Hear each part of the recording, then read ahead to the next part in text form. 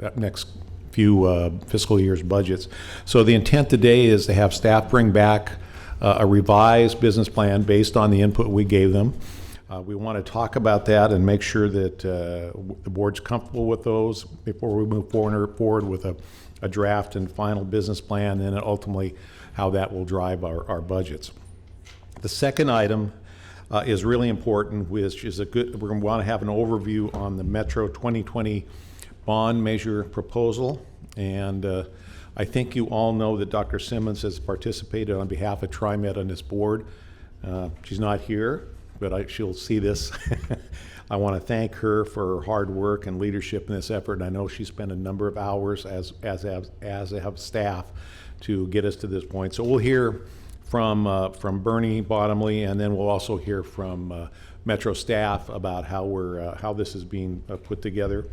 And we can also really want to have conversations about the priorities and issues, and it's an opportunity for us as a TriMet board to ask questions and interact on this item.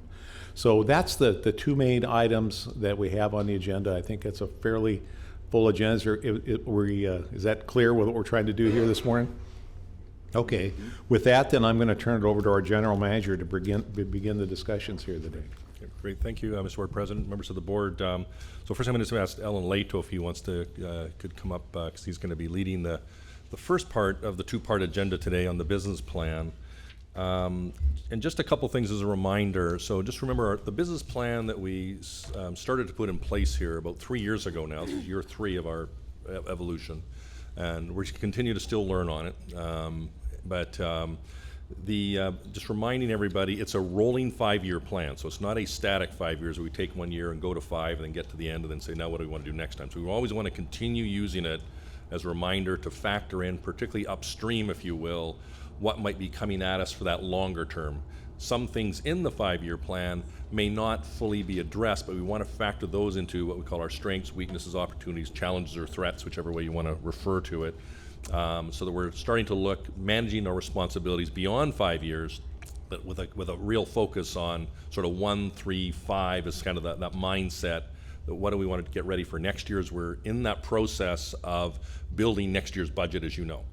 So, but that should be a backdrop again with the 5-year plan of the other elements that we're looking at, whether that be ridership, customer service, the risk, finances, we can all get the safety, enforcement, things of that nature, equity issues, our people issues, etc. So the list is long and complex as one, as you know. So today is not the presentation of the business plan, but it's rather reflecting what we thought some of the elements we heard in our last discussion.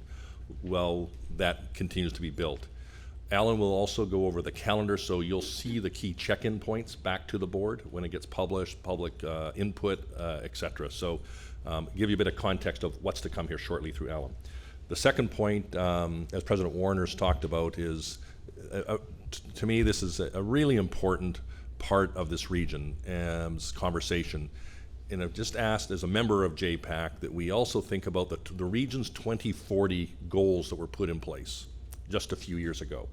T2020 being led by Metro, and we are very much a partner in this, very proud to be a partner in this with Metro, and I want to thank Bernie and all the team, as well as Director Simmons. Immense hours have gone into helping build this, I'll call, component of a far broader strategy for the region to lay plans out, but also to be able to afford to get where it wants to go.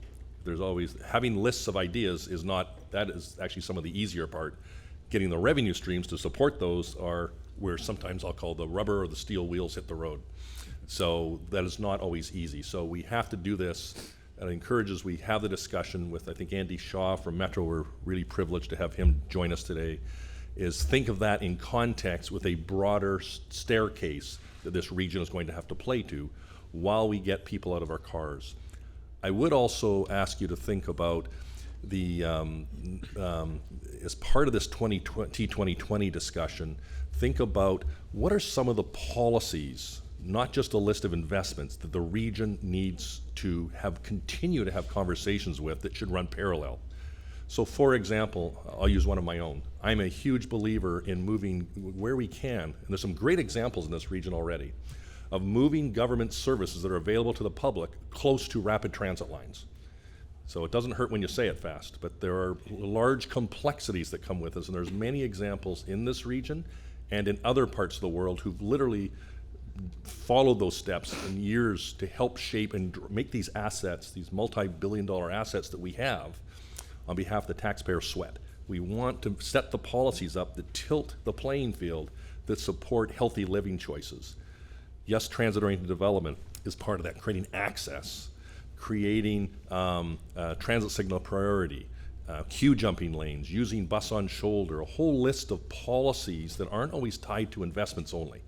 So T2020 is part of that long-term journey, in my opinion.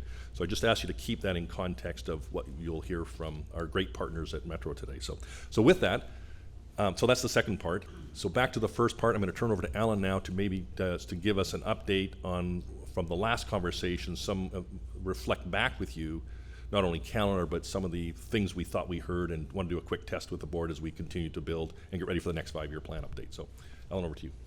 Great, thank you very much, Doug. Mr. President, members of the board, you have heard from both Bruce and Doug that I'm here to think of this as an interim check-in on the annual business plan development.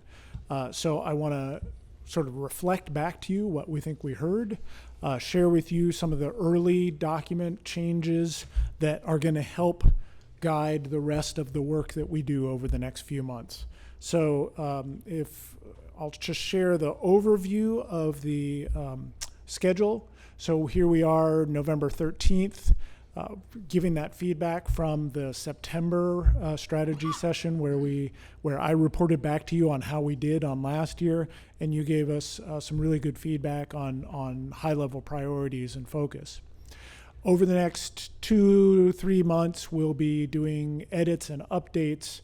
I'm getting report backs from all of the many people who have responsibilities identified in the business plan, so that we are making sure that every action that we list is real and deliverable and well thought out and well timed, so that we actually make the progress on these measures and on these objectives that we've identified.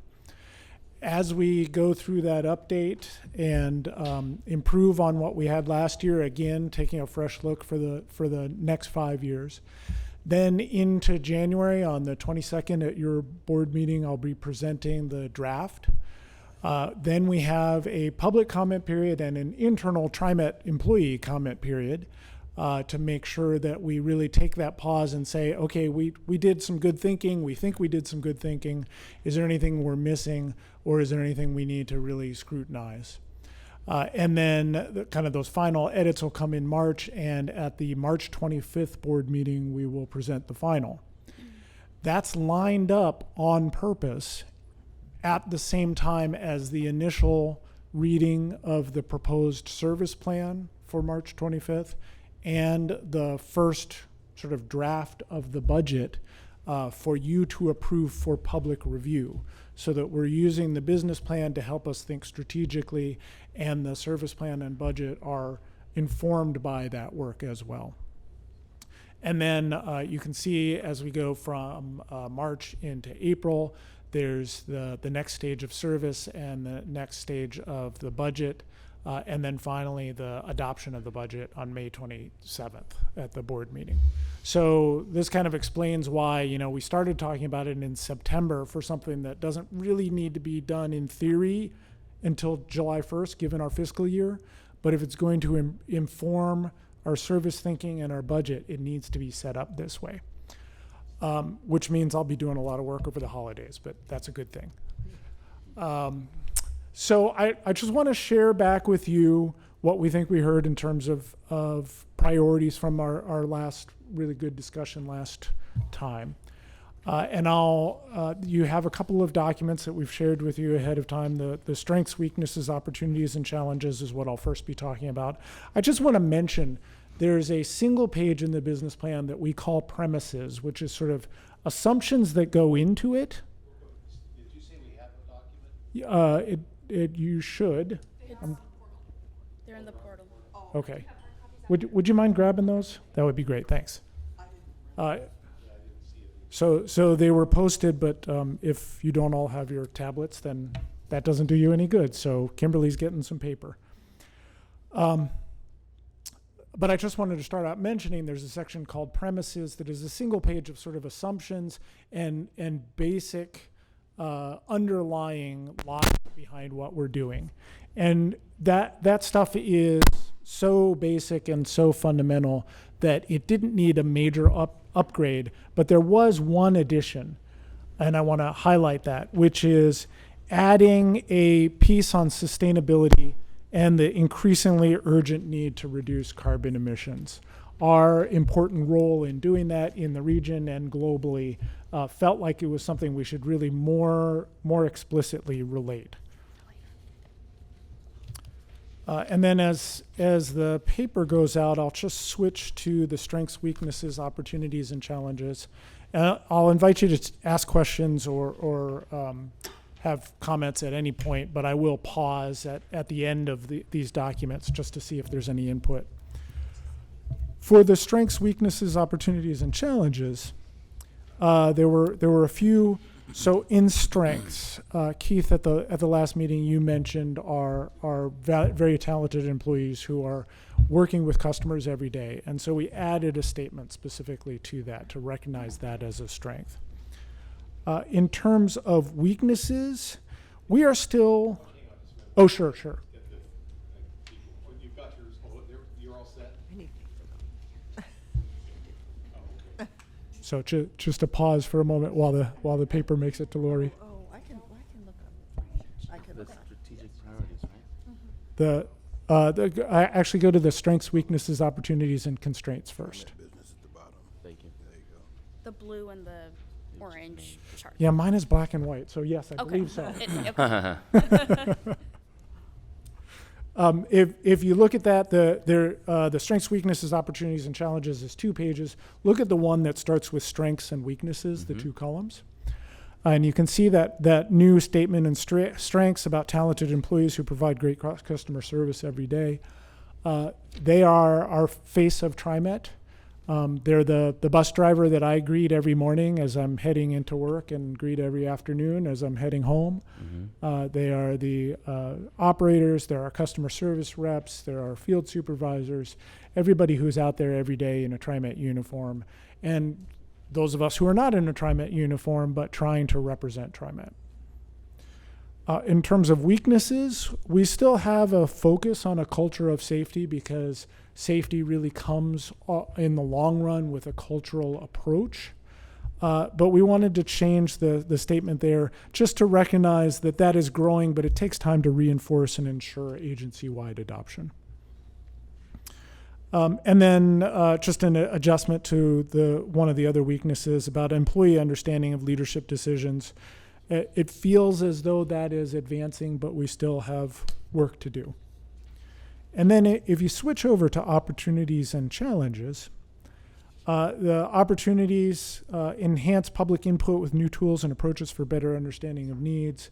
We're doing some of that with our onboard sort of instant result surveying to understand what our customers are thinking.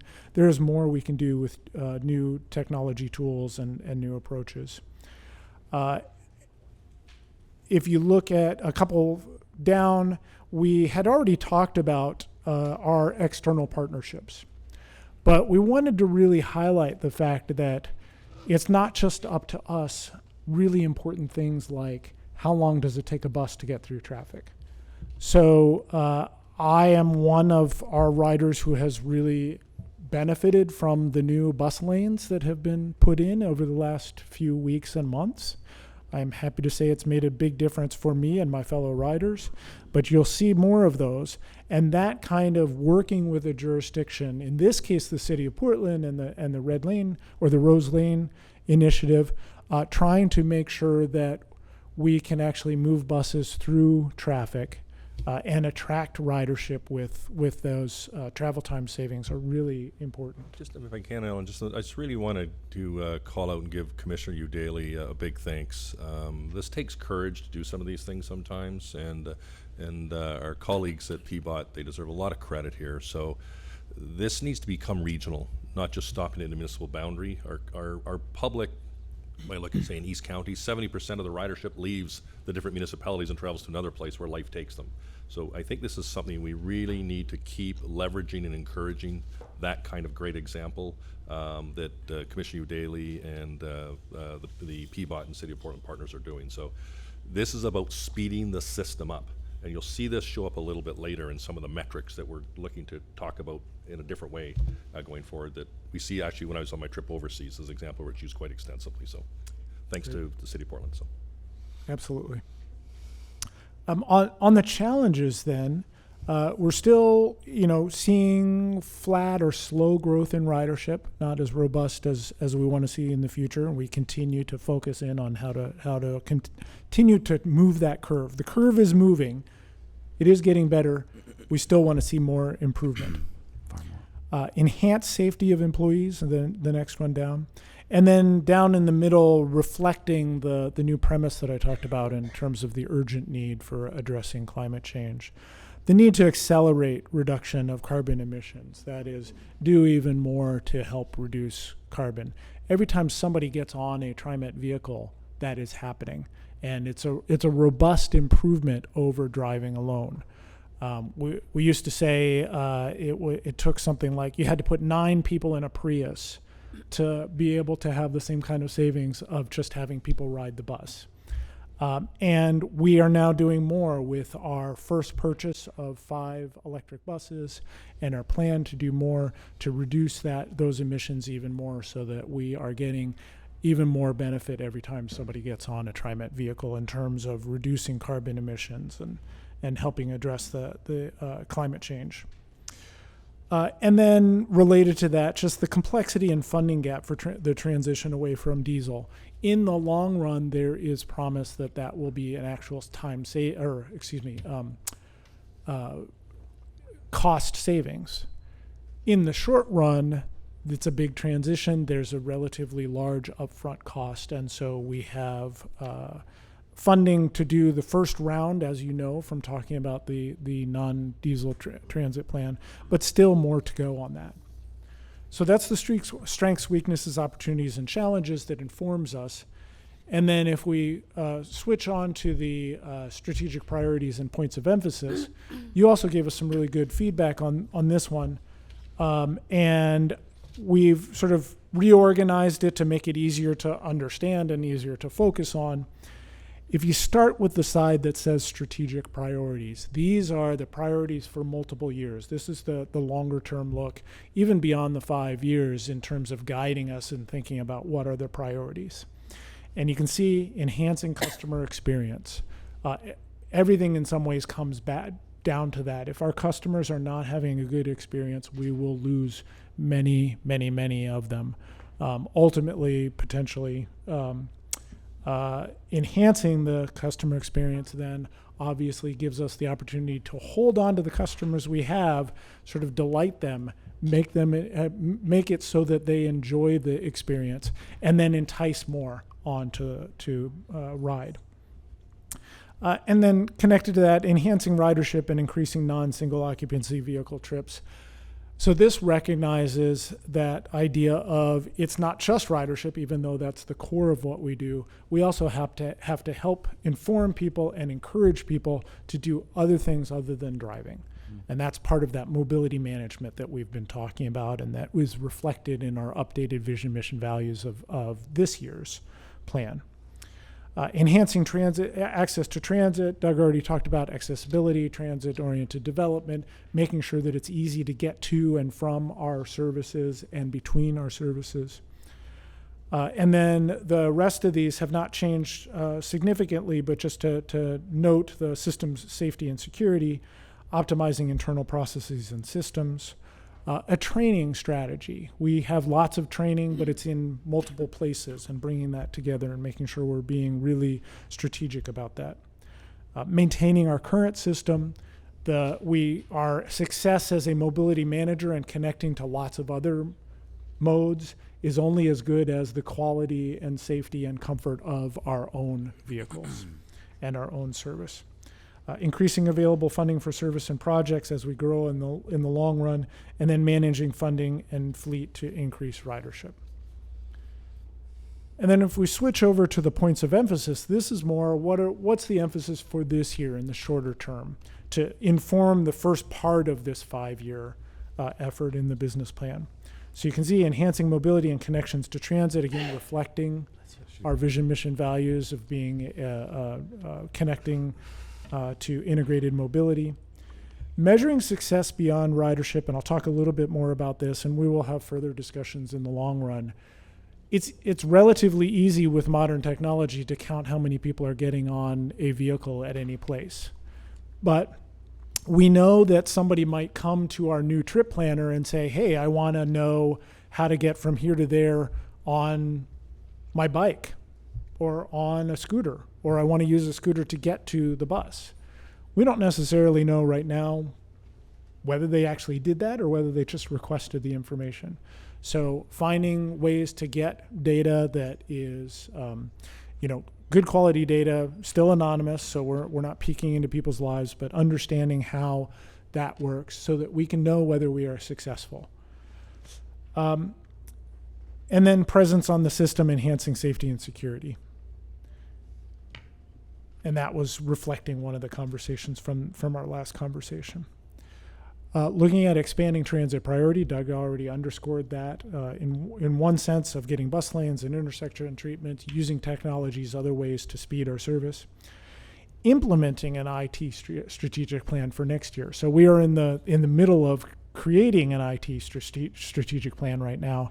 That'll be done, is expected to be done by the end of the fiscal year, and so we will be implementing that, making that as connected and effective and efficient as possible. Delivering our capital program, which you'll hear more about a little bit as we go forward. Enhancing employee diversity and developing a training strategy, so continuing to focus on diversity of our employees and implementing that IT strategy that I was talking about. And then, of course, fundamental for the years going forward, the HB 2017, the new funding that we got from the state, making sure that we are spending that efficiently, making sure that it is going to the things that it's supposed to, like the low-income fare, like enhanced service, so that we are demonstrating very clearly that we are being trustworthy with the additional funds and using those effectively and efficiently.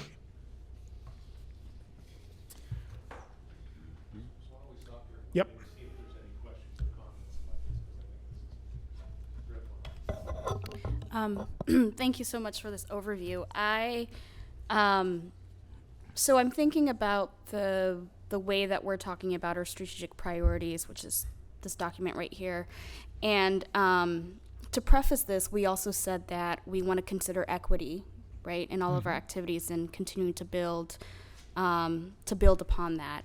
So do we also have that equity document so that we're seeing that framework being overlapped with this? Because I know that we had extensive conversations at the last board retreat around what is our equity stance, right? Like, how are we really developing it as a transit agency? So just curious as to whether or not your team has continued to flesh that out and work on it, and particularly layering the equity framework with our strategic priorities. Yeah, great, thank you. A couple of things. One, it's John Gardner's teams who are the kind of the experts on equity, and they do the annual analysis that makes sure that we are, for instance, distributing our services in an equitable manner. And we incorporate that work. We coordinate with them in terms of making sure that that actually represents several measures in the business plan to help guide our actions, so that we are being informed not only by the intent to be equitable, but actually the feedback and the measurement and the understanding of whether we are truly delivering on that promise. I know that too, that the team is looking at, there's another annual update of that analysis coming up. I think the results from that will be available in time for our draft business plan, certainly during our comment period, if not by the draft. And then looking at, how we can further use our sort of equity approach, our equity lens to inform all of our actions. So yes, keep watching, keep making sure that we are sticking with that. But we absolutely have incorporated that in the business plan, and we have an annual cycle to make sure that we are learning from the real results each year on that as well. Got it. Thank you. And so we will see some type of equity update, or just how we're how we're trying to close disparities, right, between different groups or different writers, or Yeah. And things that are in our strategic priority. We should expect to see that when we see the draft of this. Exactly. Next The, version? Okay. the measures, if you remember from this year's, we have that kind of green up arrow if we're meeting targets, or yellow square if we're close but not quite, and down red arrow if we're not where we want to be. You'll see that for, I think it's 8 or 10 different measures that get to equity for how we're delivering service and spreading our resources. Okay. Thank you. Before we leave that, I think her point should be well taken. I think diversity and equity has always been a priority for the board. And if you can incorporate any of that kind of language into this, I think just knowing that is on our top of mind, because again, we do expect that lens, I think, into everything we do. And if it doesn't come through here, maybe just look at how you could Right. Okay. do that. Okay. And it is, and you picked up on this, it is in the introductory paragraph here, but we'll look for a way to emphasize that more greatly. Thank you. I think maybe perhaps as a follow-up, I think to Director Way's comment, I think I'll get John Gardner to follow up specifically when that review is actually intended to be complete, just so we all kind of know timing and how it fits. So thank you. Good point. Director Edwards? Yeah, my question and comment was on messaging. What kind of messaging do we have that promotes that message on the MAX line and on the buses as well? I think we would have to come back to you with that. I am not as aware of the specific messaging approaches right now. So if we could take that and come back to you at another time. Yeah. Okay, thank you. Sure. Other comments, questions? I guess I would just point out that I thought we had a pretty good and robust discussion last retreat about how to enhance ridership, and I think you've got a lot of that covered here.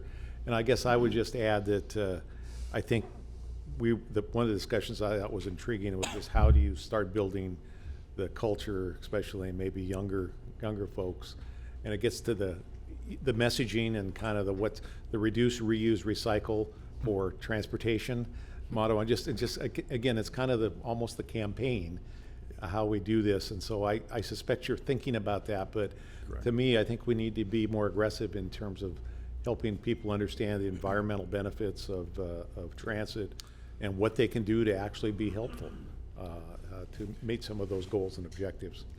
Yeah, I think that's a good comment. One of the areas we're looking at actually is part of this transition from the mindset of, is it a bus or a train option only, as opposed to TriMet is your integrated approach to where do you want to go, and we may not be the primary way, but we can help you connect to other things. So I think there's a whole branding and communications overlay to this.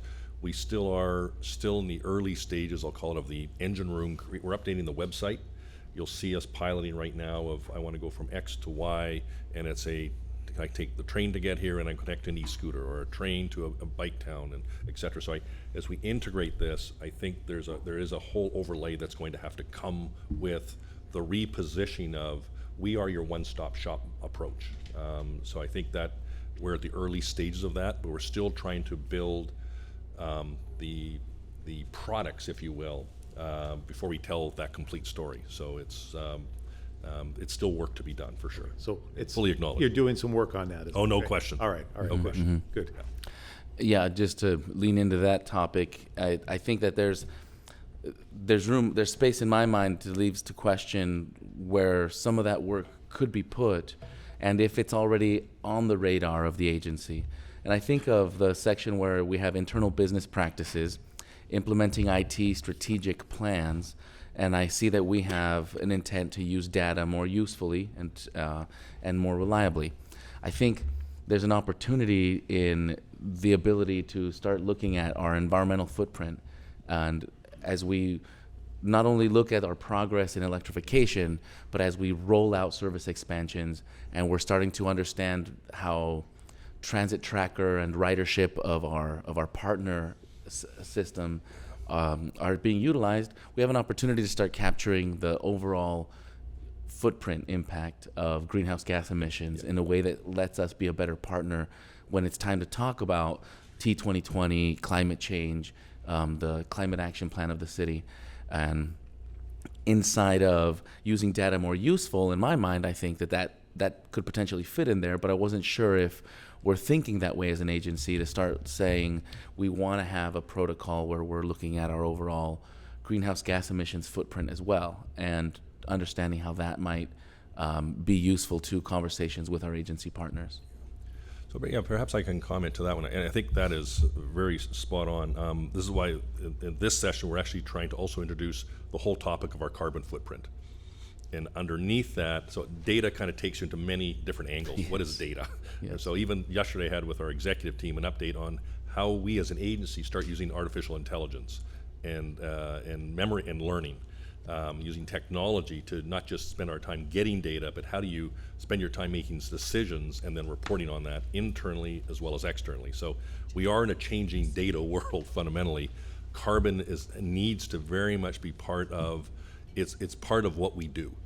And so, in fact, I can say even at the last JPAC meeting in our partnership with Metro is related even to T2020, our own performance measurements at the Metro JPAC table, let alone here, it does have to, exactly to your point, it have to mesh about us reducing our fundamental carbon footprint, parts which we directly contribute to, and other parts at the broader level, policy level, which what does that look like too? So I do very much agree that you'll see the data side of carbon.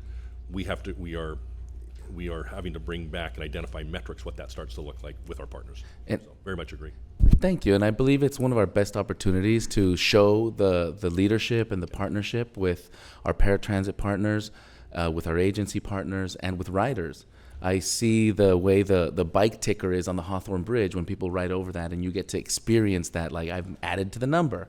In a similar fashion, data allows us to have that two-way relationship with riders, and a little bit more of a transparency when it comes to the difference between my carbon impact of getting on the Division Transit line, where I'm on a much larger vehicle with one technology versus the new Sunset line with an electric vehicle. Those sorts of parameters that help users understand what they're doing to contribute is just going to help us encourage that footprint, and it's more agile when we are going to talk to the city about how we're doing our part. Correct. Yeah, I think to your point also, because there's a role for everybody in this, including our customers. They have to feel it. Absolutely. I'm of the belief the average person doesn't think about what is the reduction of GHG mean in tons. I don't think they can relate to that. So we are actually having discussions around what does it mean in a other language that is customer centric. They can go, I can relate to that. It's the equivalent of X boxes of whatever. I'm not sure what the metric is. So we're actually having the interpolation rather than the technical GHG reduction conversation already. That how do we simplify it so people feel like they can play from home? Director Simmons? I received an email, and maybe we all did, from a community member that raised one question that I'm going to raise to staff today. And it has to do with, in 2018, we did a regional transportation plan. And in that, we showed that there was going to be a 137% increase in transit ridership between 2015 and 2040. That's 25 years, and it requires a 3.5% compounded growth rate to achieve the result. But our business plan only provides for a 2% growth in service each year. So I know as a board member why we're being conservative with a 2% growth rate and how we might do more than that in subsequent years, but I thought I should raise it for the full board and to hear the staff's response to that. Absolutely. So the 2% in the business plan is a minimum. We have done well above that over the 2 years that we've been tracking, closer to the 3.5%. But I think the kind of broader term issue is, as you said, that's at the time it was a 25-year projection.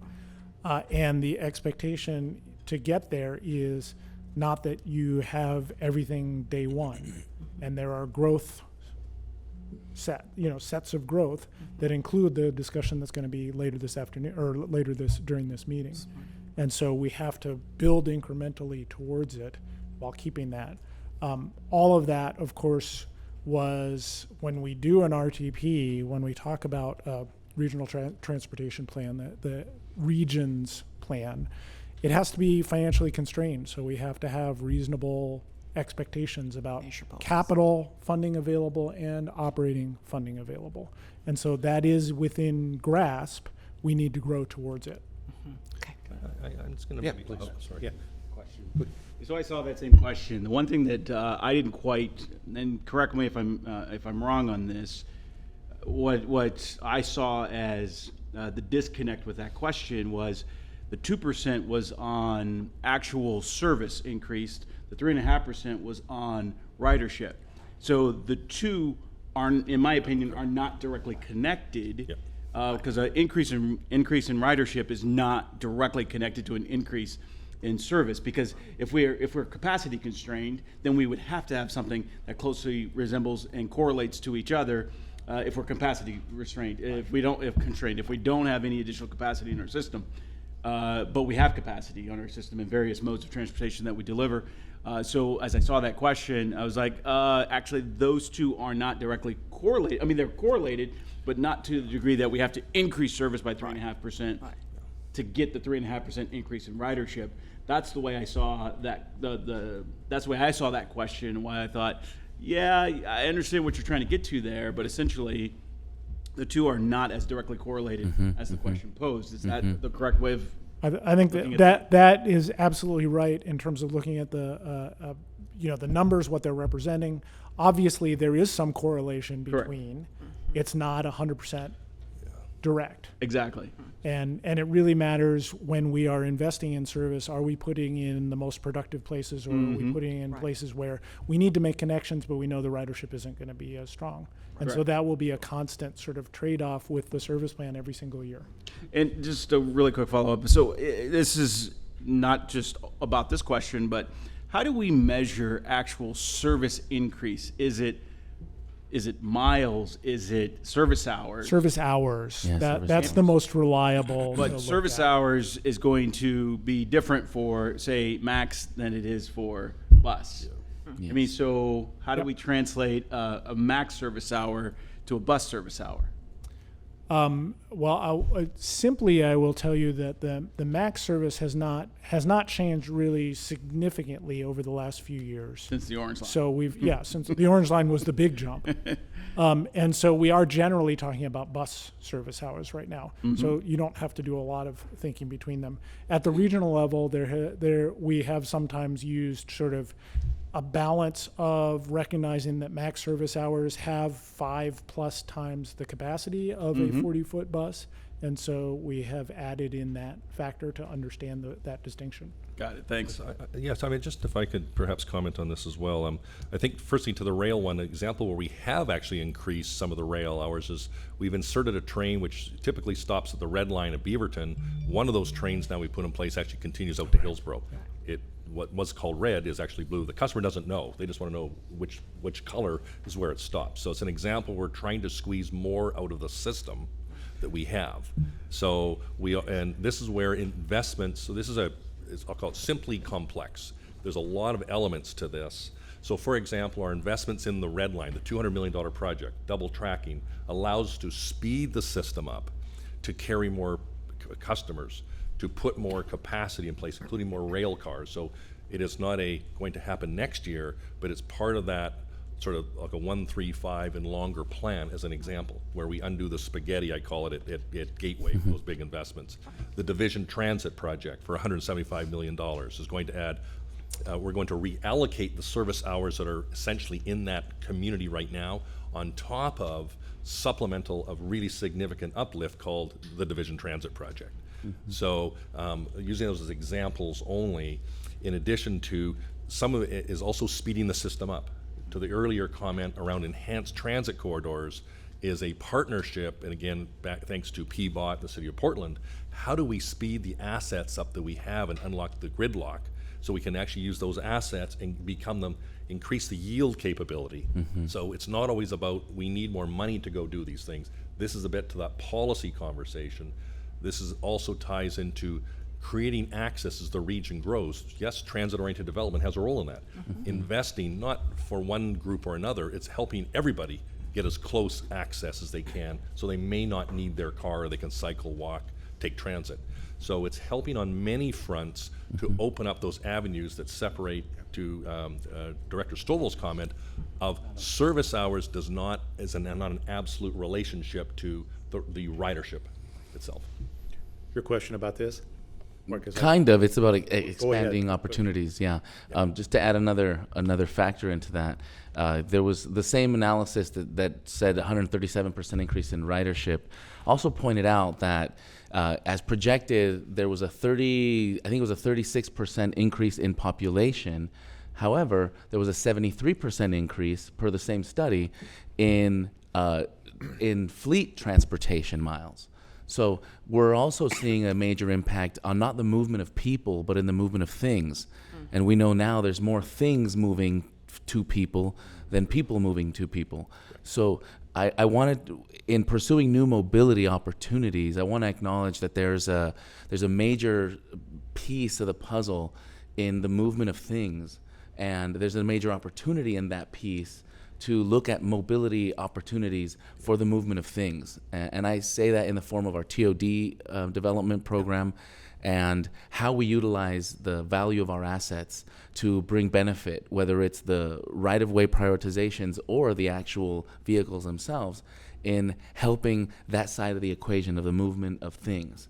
I see that there's opportunities there to bring another conversation of revenue model and partnerships there. Yeah, I think you're right. Part of this, we added up, it's about taking our existing assets, growing them, as the board's aware. This is our largest expansion in our history underway right now. Some of it we have limitations on because we can't bring the buses in until we get the facilities ready to accept them. So there's a multi-year lag of, I'll call the supply logistics chain in the back room that is still being repositioned, i.e. the board's decision and support, like the Columbia bus base. We need somewhere to actually put them while we upgrade the Powell facility, can actually handle more buses. So there's a whole supply side behind the scene that's working its way through the pipeline right now.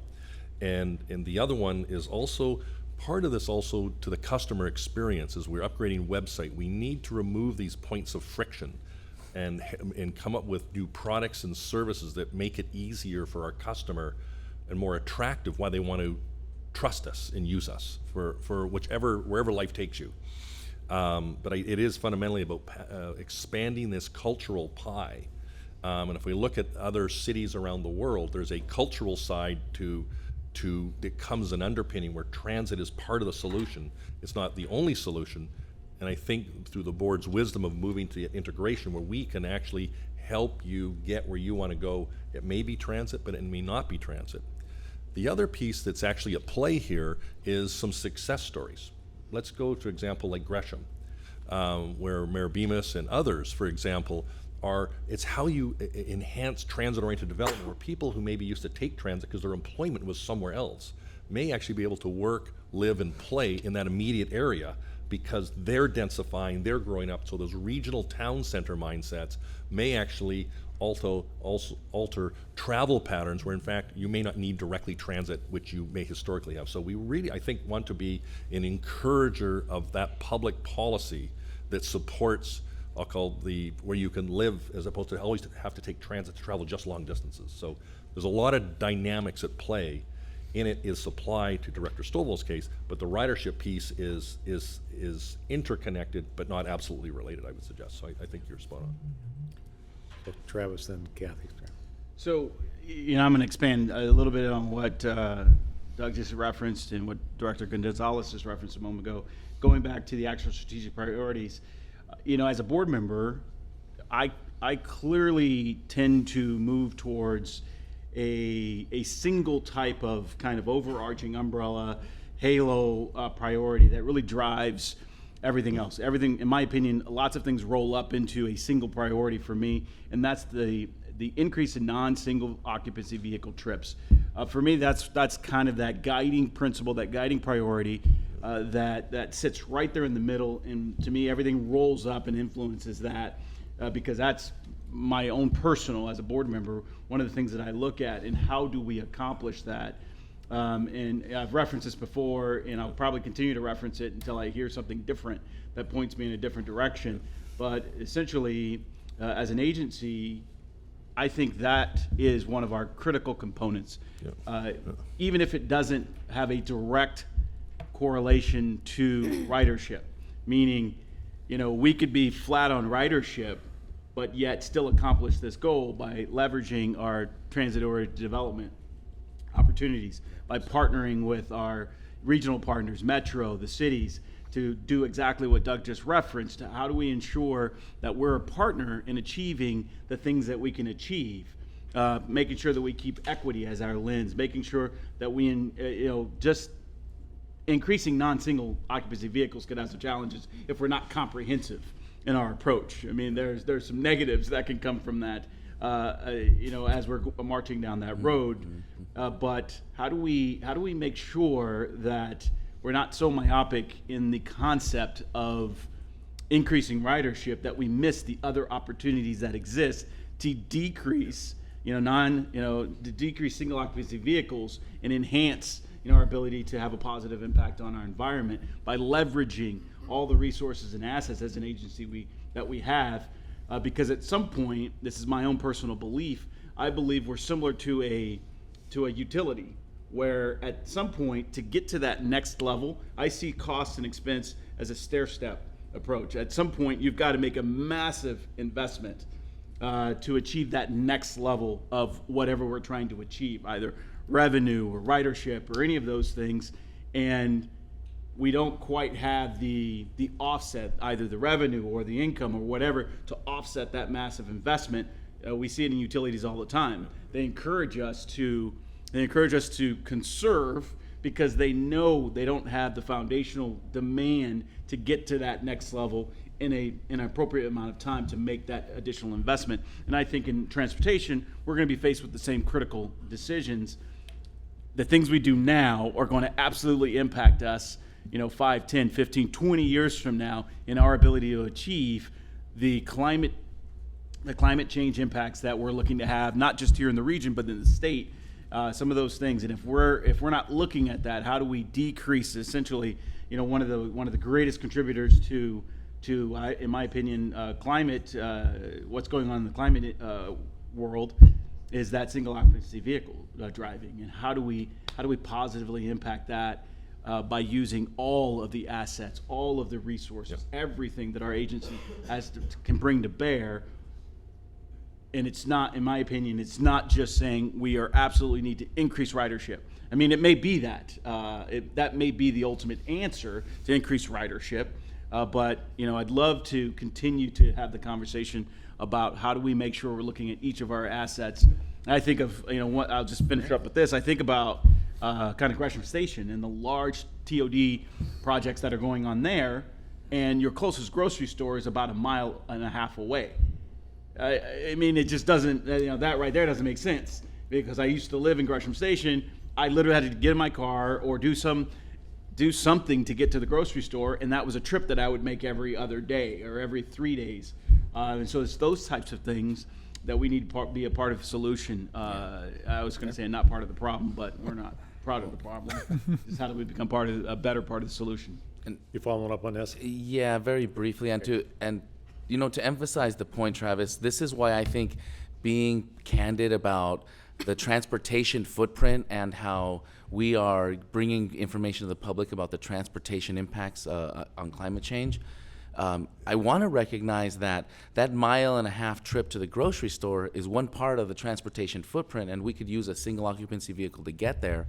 But the fact that in the grocery store, in February, we have avocados from Chile and products from around the world is also part of the transportation footprint. So you could walk to that grocery store, and based on what products you're selecting and where those products came from, you could have the lion's share of the transportation footprint still not accounted for. And when I say, you know, we want to make sure to look at these impacts, we want to recognize that the 40% of the climate impact that comes from transportation is not just in people moving within cities, but it's in things moving to those cities for the people. And that's frankly the lion's share. And I feel like we owe it to the public to have that conversation candidly about climate impact and transportation. And just before I get to Director Way, I just want to comment. I mean, this is a system. It's a systems analysis, and I think that's where we need to be smart. And I think that's make sure we're not looking at one metric as the ultimate thing that we need to be looking at, because a lot of the system is really important. So, good conversation, Director Way. Yes, just some of my thoughts and just reflections as we're talking about various things. So first off, I attended a meeting in Clackamas County, specifically West Lynn, yesterday with several state legislatures and ODOT staff, and Lynn Peterson was also there. So it was a really great panel, and just kudos to President Peterson at Metro. She's just so knowledgeable about everything and just the transit system, transportation world. She said something that I just really wanted to share with the board, which her comment was around the development of the T2020 bond, right? This is going to be a significant transportation measure in our region.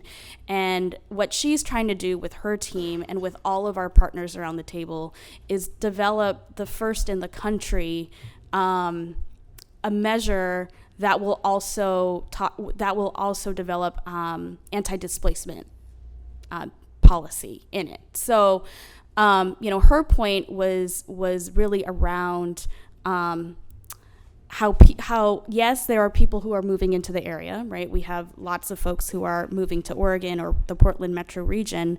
But her point was also about congestion and how we also have folks like me, who used to live in Portland but now live in Clackamas County. So it is also taking us longer because of congestion, because of additional cars to get from point A to point B.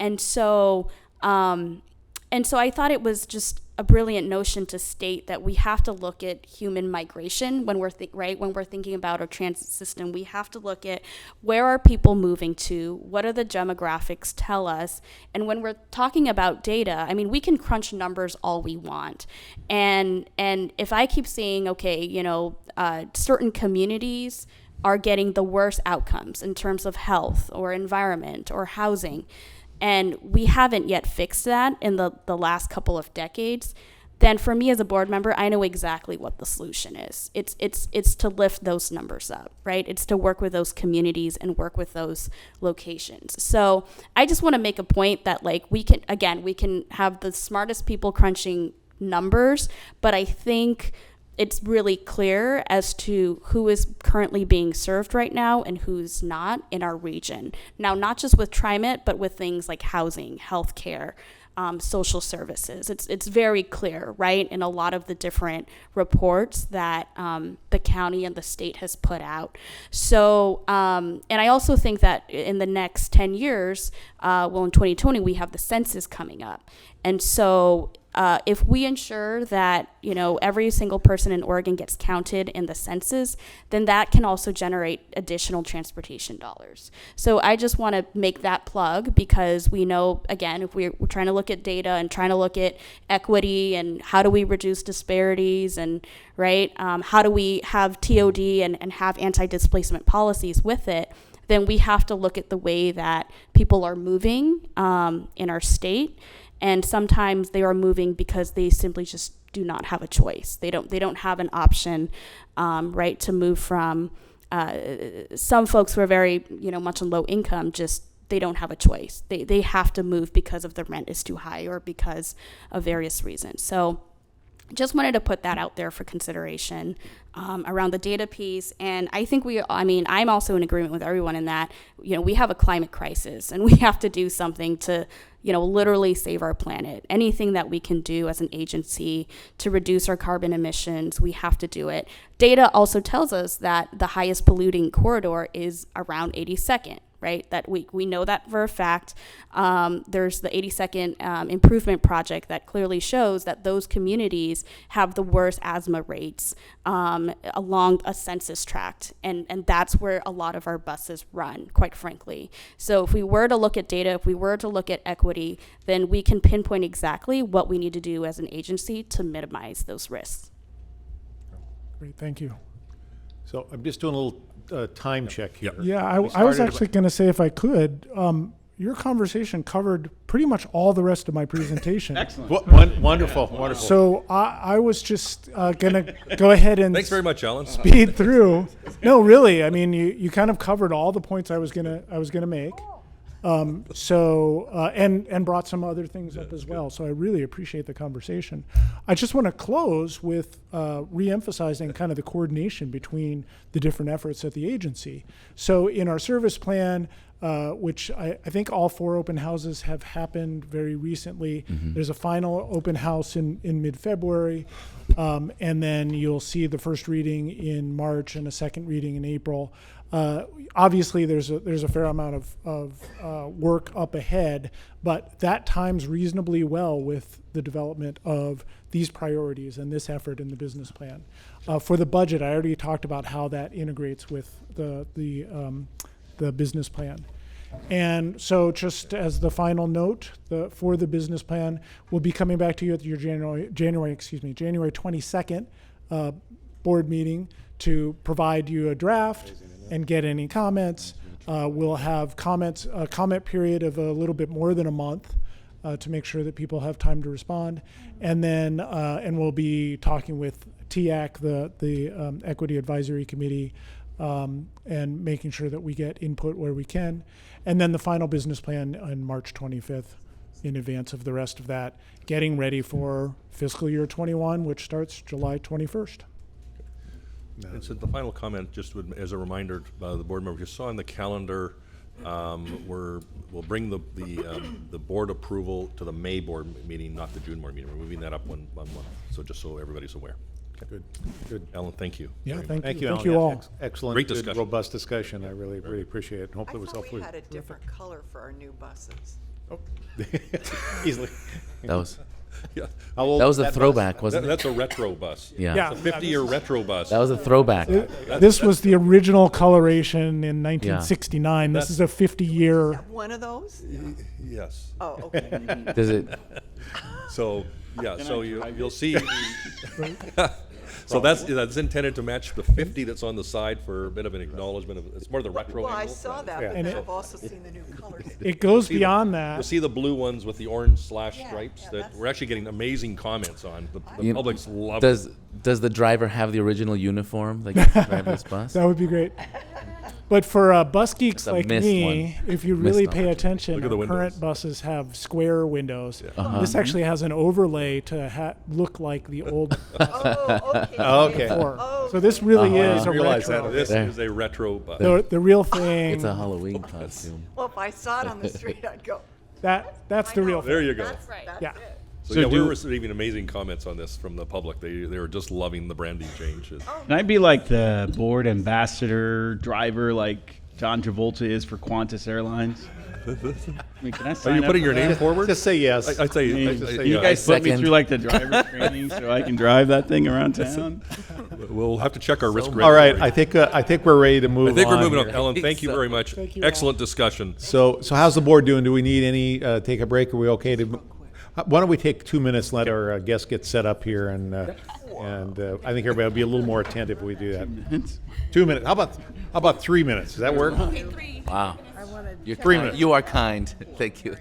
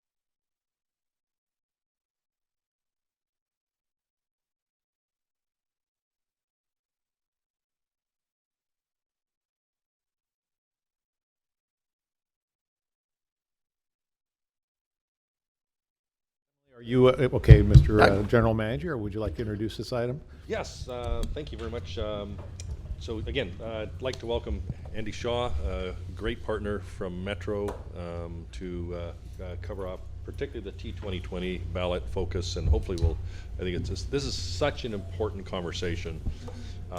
This region is growing. We all know the statistics. If you look at Clark County, we're going to be 3 million people here in this region. When the lights go out at night, the lights come on at night, and just, okay, how do we all do this? So we're going to have to look at investments. We're going to have to look at how we change not just investments, but the way we apply those investments, the culture of mobility, of how we get around. And we've talked about some of that a little bit embedded in our strategy order this morning. But I just really want to applaud Metro's leadership for helping us get to this next step of, in my mind, a far broader stair step case that is going to happen in this region. Sometimes we forget to look back. I also want to thank the legislators of helping us with HB 2017.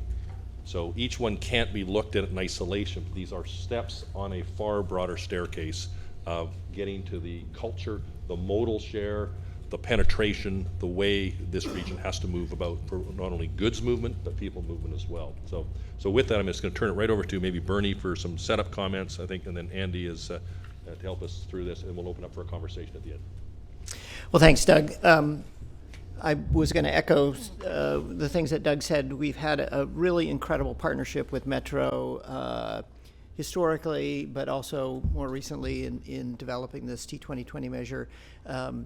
TriMet intentionally has been somewhat in the background, so you haven't seen us out at the meetings generating a lot of input on our own behalf, and that's been intentional in coordination with Metro. We really wanted the process, and they really wanted the process to be authentic and organic in talking to the people of the region rather than to the institutions of the region. And I think you'll hear from Andy a lot of references to the things that you were talking about this morning. How do we get to those goals, those regional goals around transportation, equity, and the environment?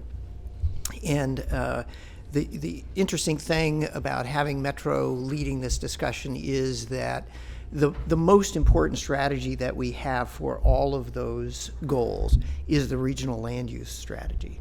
Right? We have a unique structure here in this region. Other regions of the country like to say they have an urban growth boundary and they have regional land use plans and so forth. And some of them, kind of get there. Nobody has the legal constraints that we have in this region, the actual legal tools that keep the urban growth boundary from expanding sort of at will. We really hold the line on the urban growth boundary. And that's the most important factor in trying to achieve those other goals. Because if you're chasing development, you're never going to get to the density that transit serves. You're never going to get to the point where you have equitable distribution of resources. And you're never going to get to the point where you can have those walkable neighborhoods that were mentioned earlier that allow you to reach those climate goals. So with that as context, I'll just introduce Andy Shaw. Andy's the Director of Government Affairs for Metro. He formerly was the Chief of Staff to Tom Hughes when Tom was the President of the Metro Council. Andy's been the architect of a number of successful ballot measures in the region, affordable housing, parks, led the effort to build the Convention Center Hotel. So he has a great background in successfully bringing these kinds of issues to fruition. And I will say, just before he speaks, that he has the unique distinction in this room of knowing Gordon Sondland better than anyone else in the region. Because, I bet he does. Because Not true. Mr. Sondland was the chief opponent of the regional, of the Convention Center Hotel, and Andy did battle with him for many years. So with that, I'll turn it over to Andy Shaw. Great segue. So Bernie talked about our management of growth in the region, and that's really the stepping point for Metro into what we call the regional investment strategy. And that strategy has led our council to lead on housing, parks and nature, and transportation funding. It really stems from, as Bernie mentioned, this land use plan. This is an image of the 2040 growth concept, actually adopted back in the mid-1990s. So this region has long been very future-thinking, very purposeful in planning out how we're going to grow in the region. And just to point out some of the key elements, the urban growth boundary is generally the line within which the lighter yellow neighborhoods are all inside of. You see centers, which are the pink and purple areas, both regional centers, the city center, the downtown city center itself, town centers, blue employment areas, all connected with corridors that are either roadways and or transit that connect all these different centers in the region. This has been the region's plan for decades for how we intend to accommodate the very, very significant amount of growth that we have been experiencing and will continue to experience. We've talked about in recent years, we use your buses as a sort of social math analogy that in recent years we've been adding about one bus load of people a day to the region, just to get a sense of how much growth is occurring. And so of course that has impacts on housing costs, that has impacts on congestion, has impacts, as you were discussing earlier, on the movement of goods in the region. And one of Metro's charges is to think ahead and get ahead of that growth. And so that's what our council has asked us to do in developing this regional investment strategy. Back in 2017, the council said we were actually in partnership with TriMet working on a potential 2018 ballot measure. And when it became clear that the timing wasn't quite right to bring a measure in 2018, and there was a growing significant concern about housing, the Metro Council said, work with the community to develop a proposal that could go on the 2018 ballot to be considered to step into the challenge of affordable housing. And at the same time, let's start thinking about the 2019 cycle because our parks bond was the property taxes were being paid off for our previous parks bond. So there's an opportunity to consider renewing that parks bond. And of course, we were already planning to look at 2020 for a potential transportation measure, knowing that was probably the most challenging conversation to have because of the enormous regional implications, the numerous partners that need to be at the table and involved in that discussion. So very excited about the passage of the affordable housing bond measure back in 2018. Our goal is to develop at least 3,900 affordable homes that will serve at least 12,000 people on an annual basis. In particular, a couple notes in this ballot measure. We focused on deeply affordable units, so at least 1,600 units that are less than 30% of average income. And the trade-off there is that you build fewer units if you're subsidizing them to the level of that deep affordability. But that was part of the discussion we had with community about where were the biggest gaps in the regulated affordable housing stock. And then another big focus is at least half of them sized for larger families, either intergenerational families or large families. Another area where in the regulated stock of affordable housing, there's a real dearth of family-sized units. So trying to both lead on the side of an infusion of capital funds into affordable housing, but also identify the key places where the sort of market of regulated affordable housing was missing the most. We led with racial equity in this process, identifying the kinds of locations, how to deploy the resources, and then also with our, in the discussions with local jurisdictions, there are 7 local jurisdictions who will be implementing the actual development of these units. They are recipients of federal housing funds, so 4 cities and the 3 counties. They need to install in their approach a racial equity lens in the development and the figuring out who goes into those units. So we're very excited. We have phase 1 set of projects that have moved ahead even while we're negotiating the details of the relationship with the local governments about how these resources go out. We already have nearly 10% of the units identified in each of the 3 counties to advance while we are working out all the details of intergovernmental agreements. So these are just some images of some of the different units that are already underway. Then switching quickly to parks, just this last week, very excited to see very strong support across the region for a renewal of the Parks and Nature bond measure. Because of the growth of the region, we were able to keep the tax rate the same and yet raise almost $500 million of revenue to fund investments in parks, passed across the region by almost 67%, yes, and significantly passed in all 3 counties by more than 60%. So we're seeing growing support for investment, both in housing and in parks and nature by the voters of the entire region.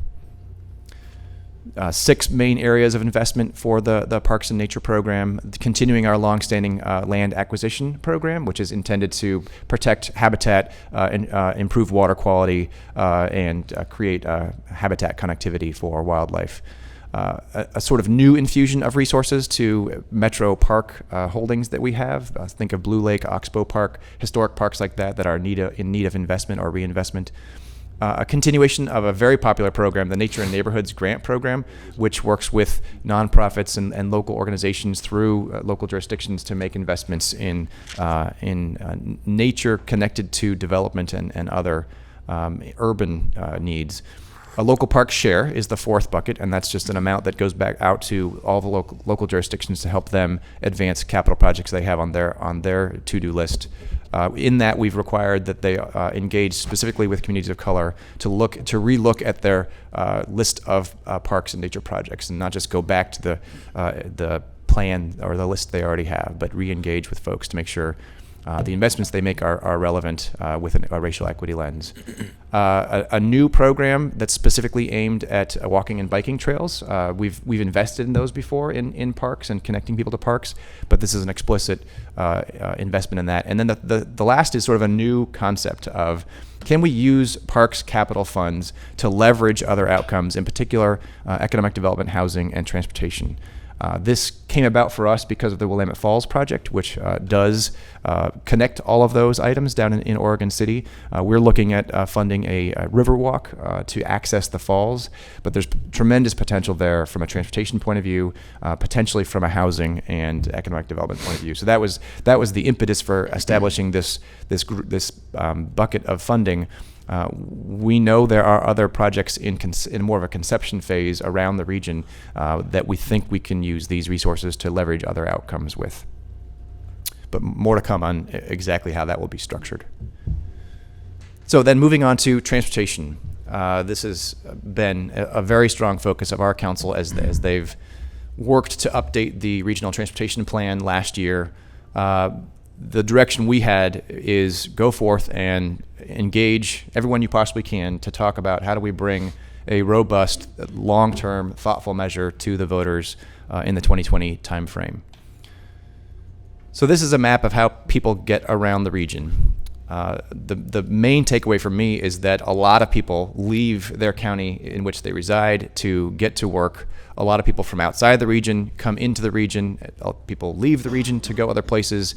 We have a very tangled web of mobility in the region. And so solving this requires an approach that looks at all the ways that people get around and understands this underlying movement of people. So we don't start with zero base in this conversation. Again, the regional transportation plan was just adopted a year ago. That's the latest update. Includes new elements. I believe this was the first ever inclusion into the RTP of an active transportation plan and other elements. It of course includes our ongoing plan for reducing carbon emissions from tailpipe and including our land use approach. We engaged in very broad outreach in the RTP process, over 19,000 individual touch points of the public being involved in that. Our councils then appointed a task force to help us develop recommendations for the transportation measure. We've engaged over the summertime with 3 county local investment teams, so residents of the different counties looking at projects from a different lens than some of our jurisdictional partners might. We've had very deep partnerships with all the local jurisdictions in the process. And then we are funding direct community partnerships with organizations that represent communities of color to ensure those voices are at the table in the process of developing the overall proposal, in particular to look at revenue mechanisms and their impact on community, and then to make sure we have the right oversight and accountability mechanisms in the measure. So overall timeline, we began with the task force and our council looking at goals and outcomes for this whole process, developed a set of corridors that we wanted to really focus in on. That was an incredibly data-driven process, but also a process that was attempting to look at this as a regional approach and not just asking folks from their locality to pick their favorite projects, but think about proposing something to the voters of the entire region. In terms of data, we probably threw more data at the task force than they could really take in, but we looked at existing conditions of safety, of congestion, of transit movement, where transit gets stuck. We looked at housing. We looked at air quality. We looked at our equity focus areas that came out of the regional transportation plan. Tried to give them as much information about the places and these corridors that are important to movement around the region in order to prioritize from there. Then we passed off the corridors to these local investment teams over the summertime and had, we'll get to the numbers in just a minute, but numerous meetings and tours over the summertime to look at the specific corridors and the projects proposed on those corridors. In the meantime, the task force shifted its focus to a series of region-wide programs. So layering onto the specific corridors where we're looking at making investments, what are the types of ongoing annual programmatic investments that we could make that would fill out the goals of the task force and our council? And we'll get to those in just a minute. We are now bringing the projects from those corridors back to the task force and asking the task force to make a recommendation to the council about the list of projects and the suite of ways we move people through those corridors, give that recommendation back to the council by the end of the year. The task force is incredibly engaged in this, which is the good news. The bad news is they want more time to talk about it, and so we're taking a little more time to be deliberative and give them a chance to really dig in and have conversation amongst themselves. We plan to, in December and then in January, begin the conversation about how do we pay for this. We're developing the appetite, we're developing the list and the goals and the outcomes. Then we want to shift and how do we line up the right revenue mechanisms that can raise the amount of money we want from the appropriate sources.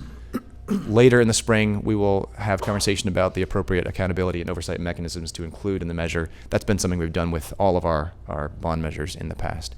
And then the goal is to be able to bring the council a proposal by May of 2020 to refer to the November ballot. So just an image of our task force hard at work. It's a large group. It's 35 different individuals from a variety of backgrounds, including Board Member Simmons. Thank you for your participation and your commitment to it. There she is, front and center.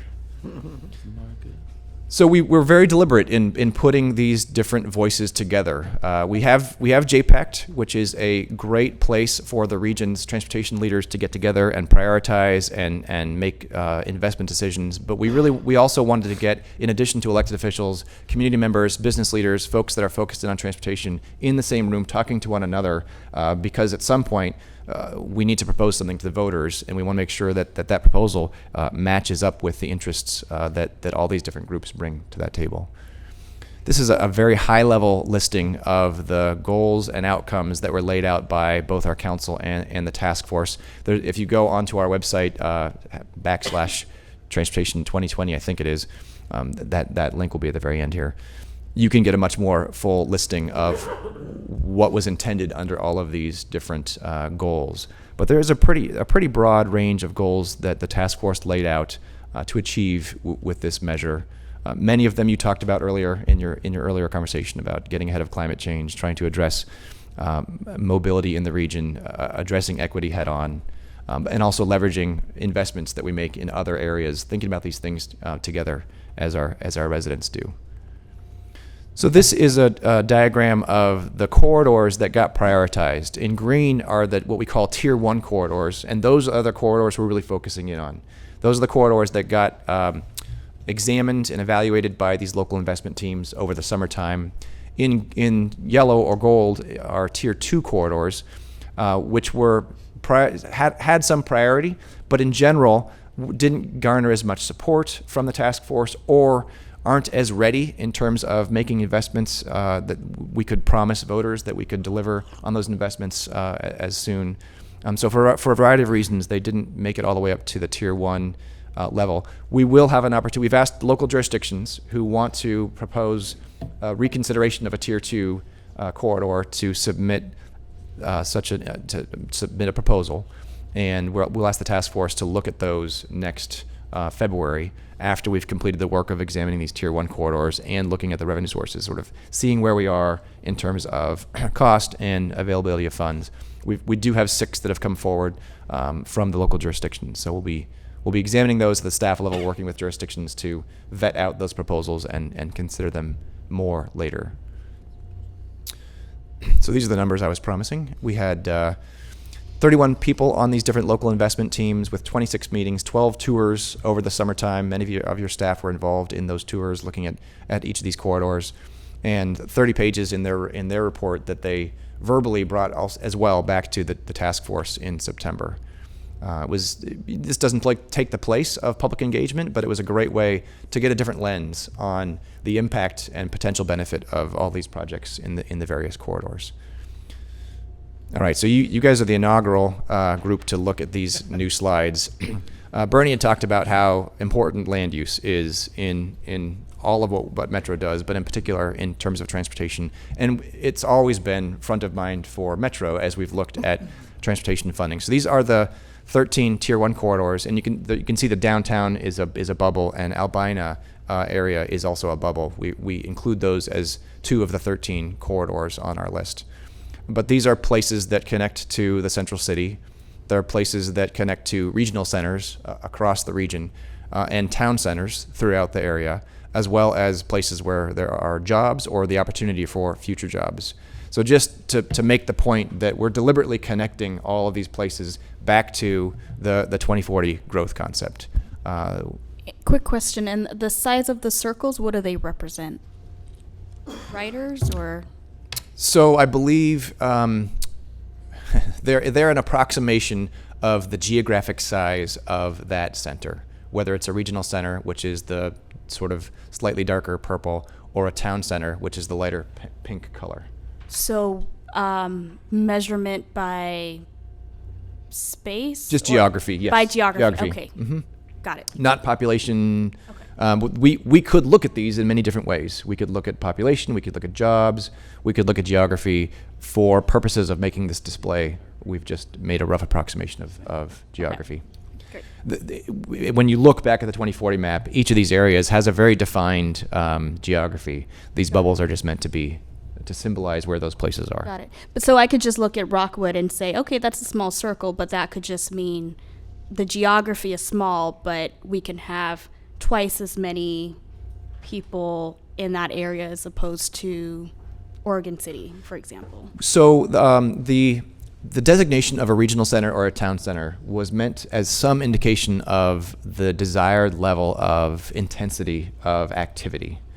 Okay. So in some ways we call that density, but there is also the proximity of cafes and restaurants, and there's the amount of physical activity. So we in these centers we look at, is this a 12-hour center? Is this an 18-hour center? Is this a 24-hour center? As a way to determine what level of activity is going on in this place, and how dense is it going to be, and then looking at the appropriate land uses. So we expect in the darker purple areas, which are regional centers, and this was all again designated back in the mid-90s, eventually very high levels of density.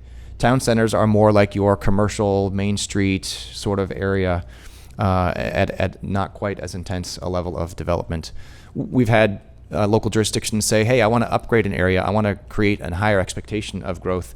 Amber Glen, Tannisbourne is a good example where Hillsborough came forth and said, we've got a growing area of our city, and we want to actually deliberately designate this as a place where we want to target additional growth. And they've been very successful with TOD and transit and other investments and local investments at achieving those levels of density. So, Thank you. yes. And then back to what I call the octopus diagram there. But just to show that we know where people move around the region, and we've picked, we in the task force have picked corridors that at some level mimic that movement around the region in attempting to increase mobility, increase transit access, increase transit mobility through these corridors. So as a result of all of that work, from the task force, the local investment teams, our work with our partners, with TriMet, with local jurisdictions, and our work with Kittleson, our engineering contractor, Metro staff proposed on a preliminary basis and as a way to get the task force discussing prioritization, a package of $3.11 billion of projects on these 13 corridors. In addition to that, we're proposing approximately $50 million of program investments on an annual basis. That amount of resource would leverage a further 2.3 or 2.1 billion of other funds. Most of that would be federal, but not all of that, arriving at a total capital investment of about $5.2 billion. These images illustrate some of the kinds of projects that were discussed along corridors like McLaughlin and 82nd and TV Highway. Just to break it down a little bit, 18 different town and regional centers would be more connected through these investments. Investment focused on transit, $1.9 billion, with 975 hours of daily passenger delay saved.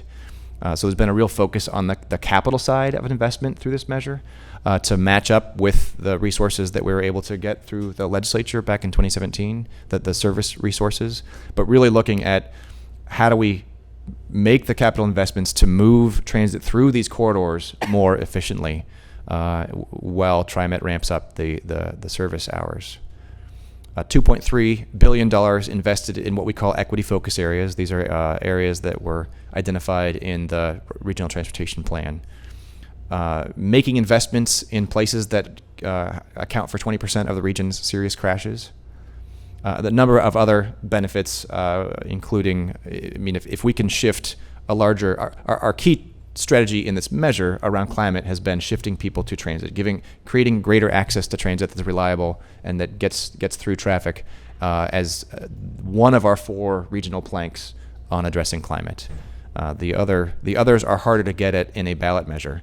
The mix of fuels in vehicles, a strategy for pricing congestion in the region, and then achieving our land use goals are the other 3 planks of the climate strategy. This is a listing of the areas that have sort of the most intense proposed transit investments. Obviously, Southwest Corridor Light Rail has been a key cornerstone of the funding proposal. A lot of discussion on McLaughlin of enhancing transit there. Very strong interest from the local investment team of actually looking at could we eventually put light rail from the end of the Orange Line down to Oregon City. That's what that future corridor planning relates to. TV Highway, also a very strong focus on enhanced transit throughout the corridor, all the way from Forest Grove down into Beaverton, but also resources to look at what's the higher level of high capacity transit potential on that route. 82nd Avenue, these 3 on the left below the Southwest Corridor are probably the most intense concepts for transit investment. Enhanced transit on 82nd, potentially bus rapid transit. That's all being discussed between TriMet, the city, ODOT, and Metro, as well as MAX station access planning there at 82nd, where the MAX line comes through.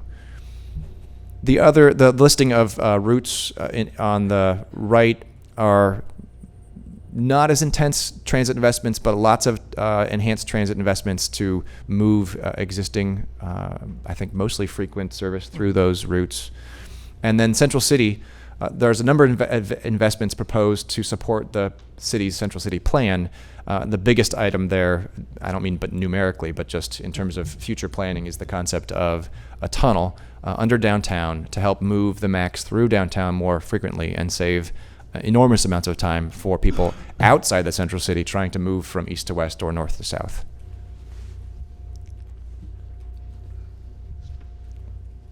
So in addition to the corridor project investments and the program investments, we're proposing, including in the budget of each of the major corridors, funding to put together a committee like we have done jointly on Southwest Corridor, the Southwest Equitable Development, the SWEDS committee, to really look at the potential impacts of increasing values and potentially displacing individuals, households, businesses along that route, and work to get ahead of that by developing investment proposals that could address displacement. We don't want to limit the increase in values that public investments would bring, but we do want to limit any displacement that would occur as a result of that. We feel like the Southwest Equitable Development process has been a very positive benefit to that corridor. So we're proposing deliberate funding for these major corridors to get ahead of displacement. And then included in the 9 program areas that the council has advanced for further study are a couple that also look at anti-displacement as well as climate, addressing additional safety hotspots, potentially looking at affordability. We've got student fare affordability up there. I think our council said, let's look at youth affordability, and there's a dialogue going on about that. Deliberate funding for safe routes to schools, deliberate funding for developing out our active transportation network. We know at the current rate of funding, although we'll have to update our figures because with the passage of the bond measure, we have new resources for trails. But prior to that, we were saying it would take about 200 years for us to build out the planned set of active transportation corridors in the region. So the parks measure will will help advance that timeline. If we're successful in getting this measure passed, that will advance that timeline so we can build out that network in less than 2 centuries. Bus electrification, we have a program proposed to accelerate TriMet's process of shifting to electric bus and be able to say at some point we will never buy another diesel bus in this region for bus service again. And Main Streets Revitalization Program, that's intended to look at some of the smaller communities that they have very important transportation corridors for them, but they're not these regional corridors that people use to get all the way across the region. So that's one that really would benefit places like Sherwood, Oregon City, Troutdale, Fairview, throughout the region. And then a very metro proposal, ongoing funding to really look at the additional corridors where, because of a historic lack of resources, we just haven't been planning for the bigger investments that we need to make to get ahead of growth. So in addition to some of the specific corridor planning proposals in the staff proposal on those 13 corridors, this would be to look at additional future corridors to get them ready for state funding, federal funding, or potentially future ballot measures. And that's the address if you want to look at all the work of the task force or more information or any of the data. There's a great interactive map.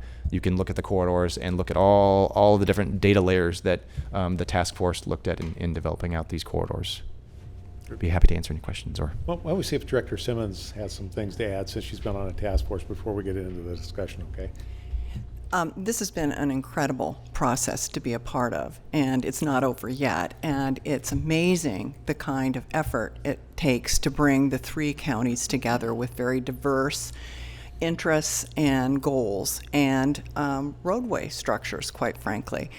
And where we are right now as a task force in looking at the priority 1 and why it's taking a little longer for us to come to that is that with each of the corridors that are in Tier 1, there are a number of projects, and not all of them can be funded. And so some of them, people want to shift where the funding goes to, as opposed to where the staff have recommended the funding to go to. And so there's this dialogue going on back and forth about that. The other comment that I'll make that I think is going to be a challenge in terms of for the voters, having gone to some of the community forums, is that people don't understand what's in House Bill 2017. And the fact that people think this is a congestion mitigation. And so people who've been in the audience have raised questions about why aren't the interstates part of this particular funding measure? And so I think that bodes as an opportunity for all of the various participants in this bond measure to emphasize why it's not, where it is being covered, and also there are individuals who feel that this isn't going far enough. But in looking at the region as a whole, the infrastructure is so lacking. And you have to look at what the affordability is of what the voters can support, and you have to do this in steps in terms of getting to something that would be more robust for the whole region, and quite frankly, prove to the voters that what we are trying to achieve, that we achieve it within this first step. So those are some of the comments that I would make about this, and I totally am support of all of the Tier 1, and actually can see support for some of the Tier 2 once the task force has an opportunity to look at those. It's just that the need is so great. It's just incredible.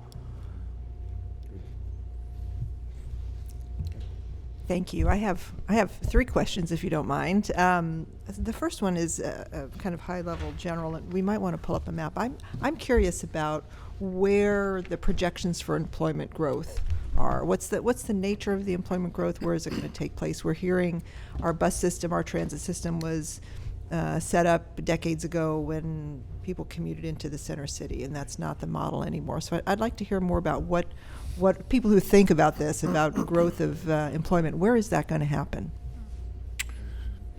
So at the risk of pretending to be an economic planner, I'm the director of government affairs. We do predict continued strong growth of jobs in the regional downtown center. And that does distinguish us from some other major metropolitan areas in the region, where there has been somewhat of a larger growth in suburban jobs. We do expect continued growth in the Hillsborough area, in the Wilsonville area, down to the south, in the Columbia Corridor area along the river. And we've planned for significant growth in Clackamas, in the Sunrise area. Those areas will take longer to develop for a variety of reasons, but we're seeing dramatic growth percentage-wise of housing in Happy Valley, and we do expect continued economic development down that area. So I don't have the map here. We did bring a map to the task force that showed predicted areas of population and housing growth, and they tend to be in the middle and then kind of wrapping around from Hillsborough down to the south and the east side, including the Columbia. So kind of there's a circle, there's a donut around the middle, and there's a donut hole in the middle where we expect pretty robust continued job growth. And is it, at least the recent trend is that the high-tech companies tend to be locating downtown as opposed to, used to be out more, Beaverton and out that way. Is that, do you know? And I don't want to ask questions about issues you don't know about, but is that anticipated to continue? I think we do expect a lot of professional high-tech jobs in downtown to continue. I think we also expect supply chain tech-related jobs to continue growing in the Hillsborough area as our Silicon Forest continues to grow. So I would say it's a combo of both different types of jobs in different places. And our Greater Portland Inc., our regional economic development entity, has identified sort of these clusters of jobs that come to the area or grow from businesses in the area. So I think we do have a pretty good sense of how and where we think those jobs will grow. And our expectation is that most of the future companies in this region are here today. They're going to grow, as opposed to attracting the magic large entity that swoops in and creates thousands of jobs. Most of the job creation comes from companies that are founded here. We get lucky now and then and attract an Intel, but that's not the model of growth. 40 years. Once every 40 years. We can't count on that really to sustain the kind of job growth. We have to support and nurture the jobs that are here, understanding where and how and what attracts folks to making those investments. Do you mind if I ask another question? Or No, please do. Before you do, I would say that I think your question is right on, that if you look at the spaghetti diagram or whatever you want to call it, I mean, I think they've done a good job of connecting up the housing and the employment areas. And I think that North Washington County, the Tansport, Amber Glen, Deloa, is a good indication of where our focus had been always on the hub and spoke in terms of the jobs. What that is recognizing as the jobs opportunity area, and things have been brought into the urban growth boundary in North Hillsborough, great employment area. Then on the south side, area's been brought into the boundary to essentially provide housing. And so we know that area, that corridor, is going to be very, very important as it grows. So we want to encourage that. And so that's a good example. So I think they've actually done a pretty good job of acknowledging where things are going to grow. And I think if you want more on that, I'm sure they have some diagrams that show the employment areas, which are really are interesting to see how they're going to grow. But I think this is pretty good. That's absolutely right. I would just add that the Sunrise and C2C, which is Clackamas to Columbia corridor there, going up to Rockwood, is also intended to be connecting housing growth and some future job growth down there with jobs up in the Columbia corridor and up in Rockwood, like this in the same way that we're looking at that on Southwest 185th out in Hillsborough. Yeah. And I would just add that one of the areas that the region's expecting growth to occur most intensely is right down in this corridor right here. That's The Tigard Triangle and the area south of Tigard, between Tigard and Tualatin, which is one of the reasons we're looking at the Southwest Corridor Light Rail project in that area. There's a huge amount of high tech in the Tualatin area, and it's expanding. So I agree. I'd also just add that one of the images early on of one of the phase one housing projects that is advanced is right in that Tigard Triangle area where we expect light rail to land. So we're already beginning to try to knit these different things together. Question two? Yes, thank you. Thank you. Different question. So at our last board meeting, we had a large number of individuals give testimony berating TriMet for not moving quickly enough to electric buses. And our answer to that is, that we have the will, but the technology isn't quite there yet. Even if we wanted to, even if we had the funds to buy all electric buses, it's just not there. So I'd like to understand how one of your bullet points was bus electrification. How have you thought about, the technology catching up with the demand and the interest in the region? So we have thought of ourselves as a funder, not as the one solving that problem. So I will turn that to Bernie. Yes, so we've had, as Andy mentioned, we've had a very close alliance with Metro in terms of shaping these questions and answers. So really, the public outreach and the meetings that Metro has had raised the issue of, how do we get to a climate strategy, and bus electrification was part of that discussion. So they came to us and said, what would you have us put in the measure to address this issue? So essentially, we came back and said, about $10 million a year in ongoing funding would be a huge benefit to our effort to fund the conversion of the fleet. And so that's the idea that's been included for discussion in the measure. It wouldn't get us all the way there, but in combination with the House Bill 2017, $5 million a year, at $15 million a year, that's a good share of the premium, the difference between a diesel bus and an electric bus. Mm-hmm. The timing issue of, when is the technology right, isn't really addressed in the measure itself. It's the assumption is, that we'll be moving down that pathway and we'll have a viable technology by the time we kind of get to the place of spending these funds. Number 3. Thank you. Third question, which is drilling down quite a bit. But one of the corridors is McLaughlin, and you mentioned the number 99 bus, and this is of interest, I think, to people in close in southeast and southwest Portland. The Selwood Bridge is a choke point for commuting, and I'm pretty sure the 99 bus goes over the Selwood Bridge. Was there any? This is drilling down to a lot of detail, but was there any discussion about how to handle that congestion? Back at the offices, our council president lives down in that area, and we've had a lot of discussion with her. I don't believe the task force has talked about this, but Sort of two things. One is, no, there hasn't really been conversation about that choke point. Number two, the bridge was designed to be a choke point. I'm sorry if that makes anybody upset, but it was intentionally designed that way because the neighborhood did not want Tacoma to be a major arterial. And so the bridge was made smaller than you would design it based on free flow. Long term, the bridge was designed and built to accommodate streetcar. So the notion is that at some point, the Willamette Shore trolley line right-of-way that we collectively own between Metro and TriMet, that someday that will be a streetcar route into the Selwood neighborhood, and that will accommodate, that will deal with a lot of the congestion pressure in that area. But yeah, it was intentionally designed that way because the neighborhood refused to have a bigger bridge built in their area. Yeah. Good question. Okay, thank you. Other questions, comments by the board? I think this is fairly important, and I applaud you for what you've been doing. This is not easy. I guess my observations and thoughts would be that in order to be successful, we need to address a number of modes. The transportation system needs to work together.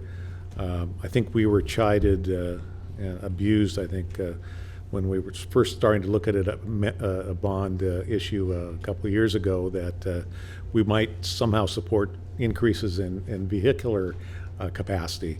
And I think in order to be successful, at least if I remember right, looking at the polling and so on, and they won't support just a transit-only package. They won't support just a highway-only package.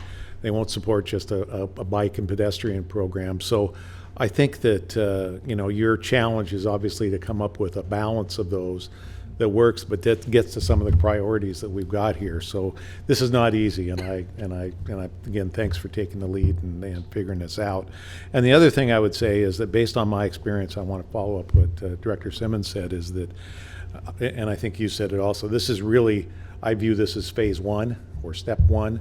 In my Washington County experience, if you can go to the voters, tell them you're going to do something, and here's what you're going to do, and actually deliver, you have an ability to go back to them with the next phase or the next installment of this program with some successes and delivery. And I think that's what I'm hoping we do here, is we start a longer term, transportation investment program that actually goes through the decades like was done in Washington County, that gets us to where we need. And I think it behooves us to pick the right projects and make sure we're good in our estimating, and make sure we can deliver as we say we're going to. And with those things in place, we'll be successful in moving forward in the future. So I'm there to help. I could just finish with one of the challenges and benefits in this process is developing the right partnerships to make this work. We won't deliver any of these road or transit projects. They'll be delivered by ODOT or TriMet or a local jurisdiction. So establishing the funding process and the expectations and then delivering in partnership with our local partners makes this all more challenging, but also a much more robust package of investments. The other note I'll make is many of these corridors, if not most of the most important corridors, are state-owned facilities. So the partnership with the state and with ODOT, which is already creating some significant new ways of doing business. We couldn't run any kind of high-capacity transit down Powell because that was a state-owned facility. Just this last spring, we've gotten agreement with the Oregon Transportation Commission that we're going to use urban design standards on all these routes that are funded at the regional level. That opens up the door for a totally different conversation about what to do on TV Highway, McLaughlin, Powell, 82nd Avenue, and creates a different kind of partnership with the state about these urban arterials. And that's really exciting and I think transformational from the point of view of how we move people around the region. That's a sea change. I mean, it's a very subtle thing, but it's a sea change in terms of how ODOT views these roadways. Oh, please. You talked about the 6 program areas, and those have a very large focus, I think, on environment, and I think that dovetails very well with transportation. I guess my question would be, have you examined or looked at the third stool of that, what I would call the third stool of that leg, working with public schools and getting our children involved in this process so they have a better understanding, because they're the ones going to reap the benefits of all this that's going on now. And they need to have a better understanding of that, I believe, because we're not going to, 20, 30 years, we're not going to be here. But the children are going to be here, and they're going to be handed this. And so I think it'd be better if they were educated early on, and that was part of their focus.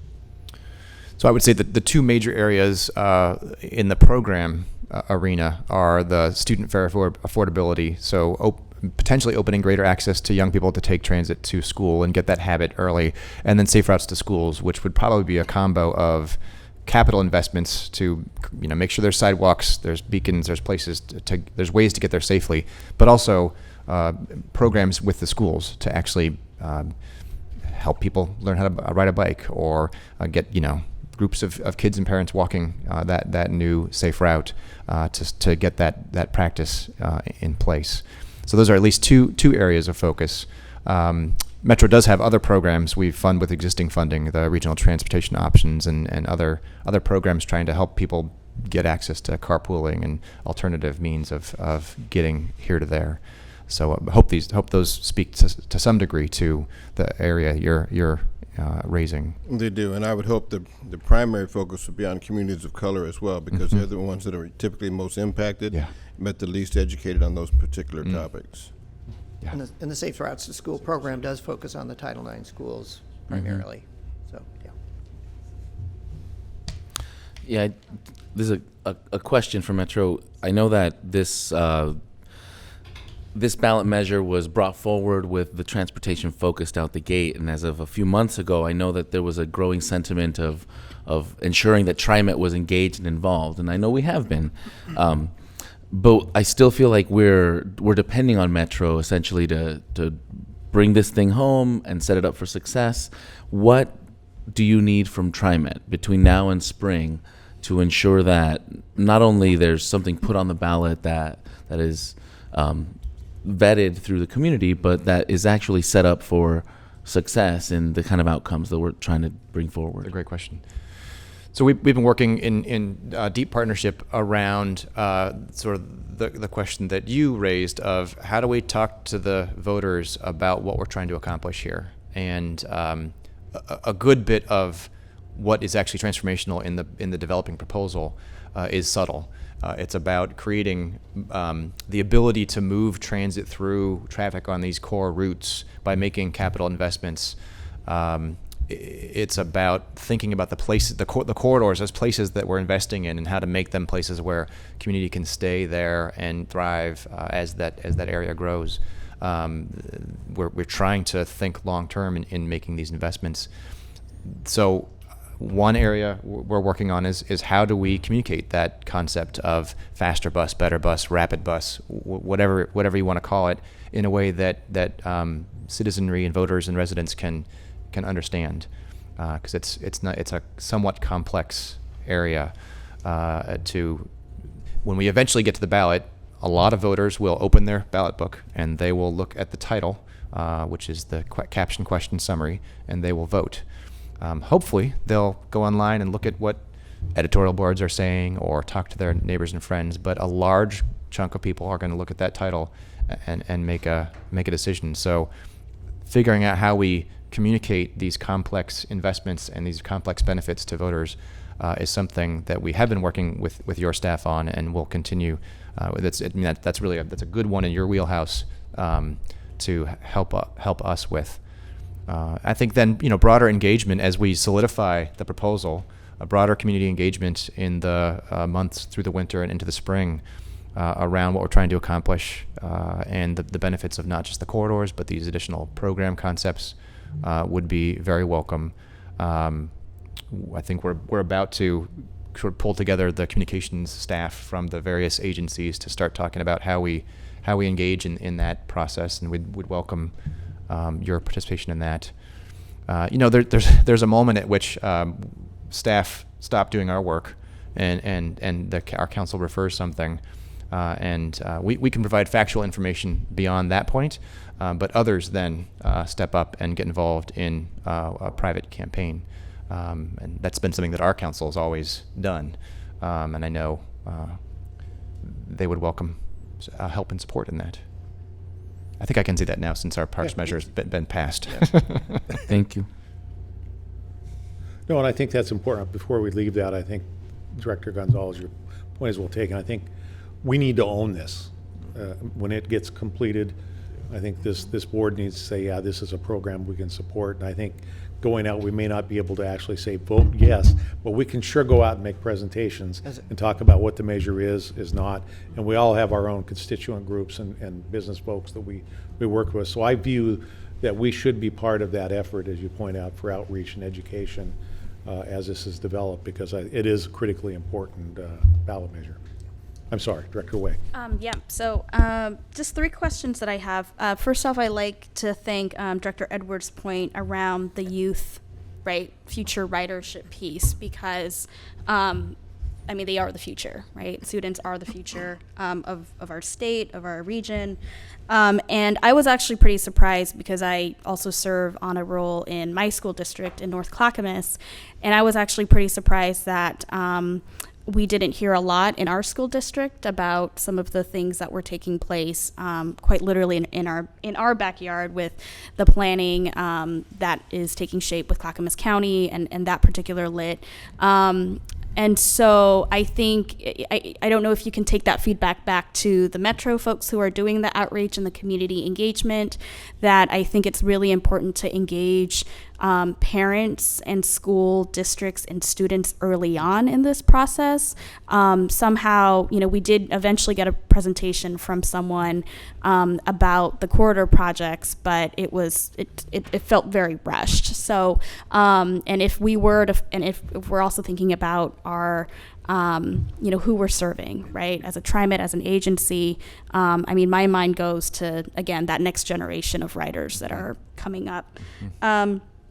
I think the second thing that I wanted to ask is, so you had mentioned that there's right now a proposal to have 2% set aside for the anti-displacement strategy. Will this language be in the ballot, or how do you envision this connecting with voters, particularly voters who may not understand anti-displacement and equity? We just got displaced. Someone didn't like it.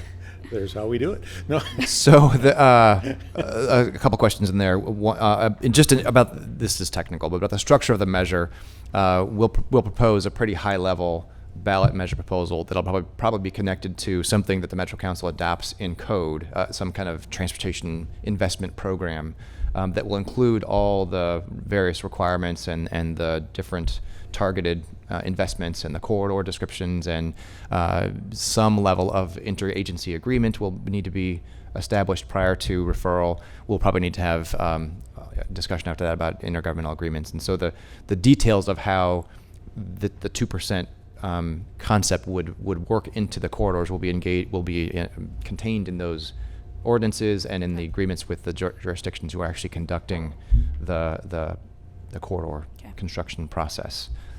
And is the 2% a percentage that you feel like there's consensus on, or do you feel like some folks feel like let's do 10%, right? So where do you know where the assessment? I mean, I think the is feedback on? we've gotten is yes, do that. The SWEDS process was highly successful. It was only the process of engaging folks. It didn't include resources for investments. So probably the area to focus on is that percentage right, is that amount right, is to look at. We know what the cost of engaging a committee is, and that we don't necessarily know what the cost of making the follow-on investments would be. I guess I would add, we're looking at a pretty robust set of ongoing program investments, and they include some of the kinds of investments that you might make as a result of a SWEDS-like process. So if we got that number wrong, there's probably still some resource to think about adding on to address potential displacement in corridors. Okay. Thank you. You bet. Other questions, comments? Yes. I just had a couple. First, thank you for doing this. I think this is great. I did have a couple of questions, probably not necessarily to answer today, but maybe if you take back to the committee. First is, how does this reconcile with the 2040 goals specifically? So there's a map that the whole region spent an immense amount of quality time on, and how does that match up with the speed and the years? The speed and the years that JPAC and the community spent a lot of time on. So that's sort of question one. And question two is, when you look at investments of this complexity and size, what's the ranking of priorities of implementation? To deploy this kind of capital is very significant. When we start to zoom back out at the region, if you look at private sector capital plus public, we've got about $15 billion over some of the same 5-7 year window. As we look at labor shortages, working with our trade partners, which are really important to make that we can ability to execute on these together in a rapidly growing region. So part of the 2040 one is also, is the team been able to look at what is the modal share we're actually getting? I think from 2015's numbers, I think we're around 4.2% transit modal share. Where does that take us? And then maybe questions for the committee to go back, but I think it becomes important that we look at other global cities, the ability to move the healthy modes of living, whether it be of transit, cycling, walking, plus others. Where does that get us on the stair step of metrics? So some of those we would have to take back. We won't be doing the modeling on like modal share until after we really settle on the suite of projects. So that will come later into 2020. But on the bigger question of sort of how does this fit with the overall plan, I mean the goal here is to jumpstart the plan, is to make some of the investments that we've been unable to make to achieve our region's goals in land use transportation that we laid out so many decades ago. Okay. That what we identified as the major stumbling block to addressing growth, to getting ahead of growth, to managing growth is investment. That was part of why we all went down in 2017 to the legislature and worked so hard to get the $5 billion investment from the state. That helps us a lot. It's part of why we've gone down to a few times to amend our land use authority to make to allow our decisions around urban growth boundary expansions to be more nimble and smarter, to be in connection with cities that are actually planning for that growth, as opposed to making expansions where there either was no city or where the governance questions weren't answered. It's why we stepped in to propose investments in affordable housing in the midst of the housing crisis. So all these things are meant to help us advance towards the goals that we've planned for, but have not been able to achieve collectively because of we've had 30 years of disinvestment from the federal government. We know that.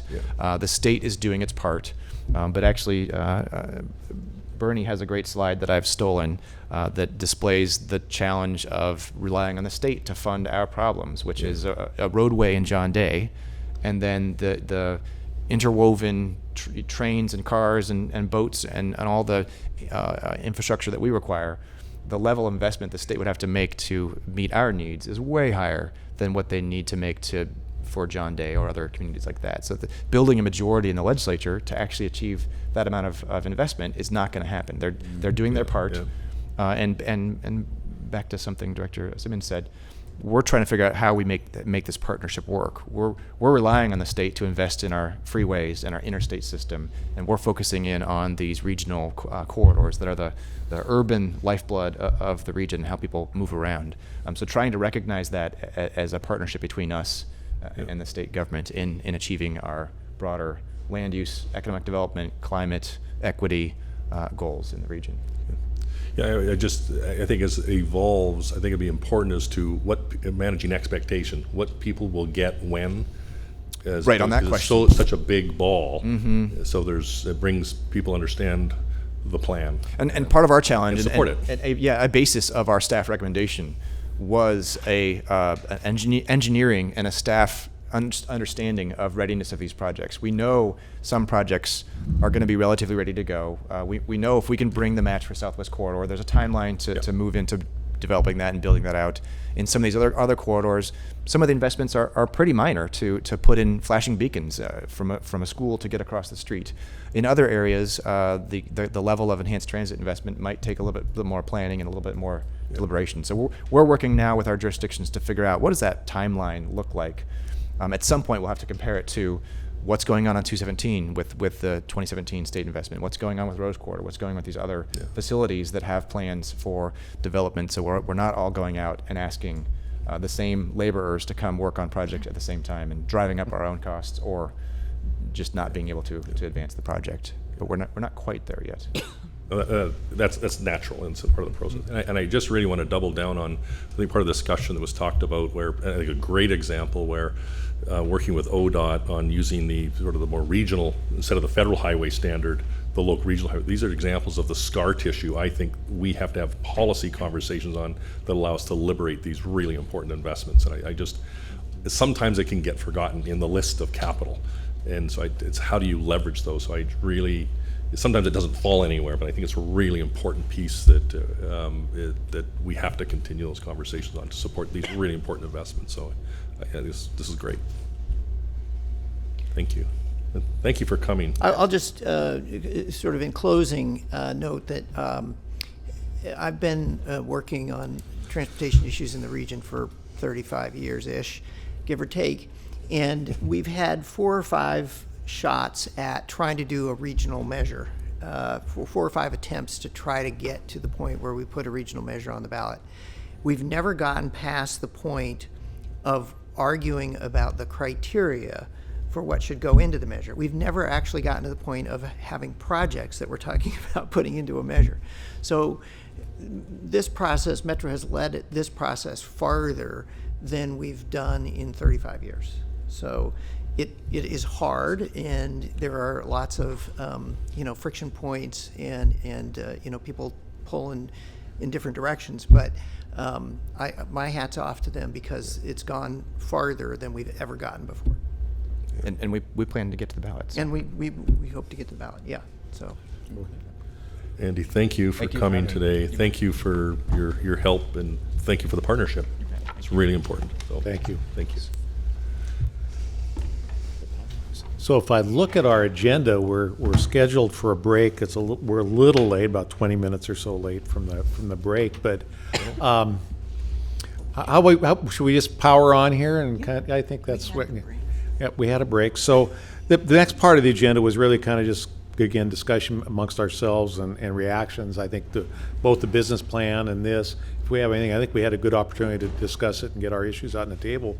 But other things that we ought to let the staff know about in terms of the business plan, or anything that struck you as we listened to the business plan and then heard this discussion about the funding issue? Yep. Okay. We'll start with you, Director Witt. Thank you. So I was sort of mulling over the fact that, yes, we passed House Bill 2017. We're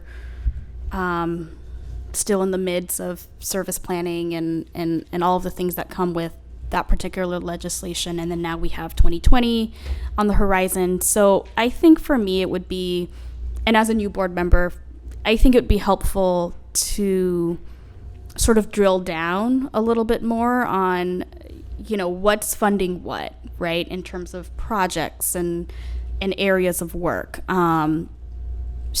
I'm just putting it out there. I think it'll be helpful to maybe get an update on where we are at with 2017 implementation, funding pieces, and then how that can complement or not complement the work of 2020. That's fair. That's Oh, fair. sure. That's good. Sure. Good, I like that. Great. Yes. Just a quick comment.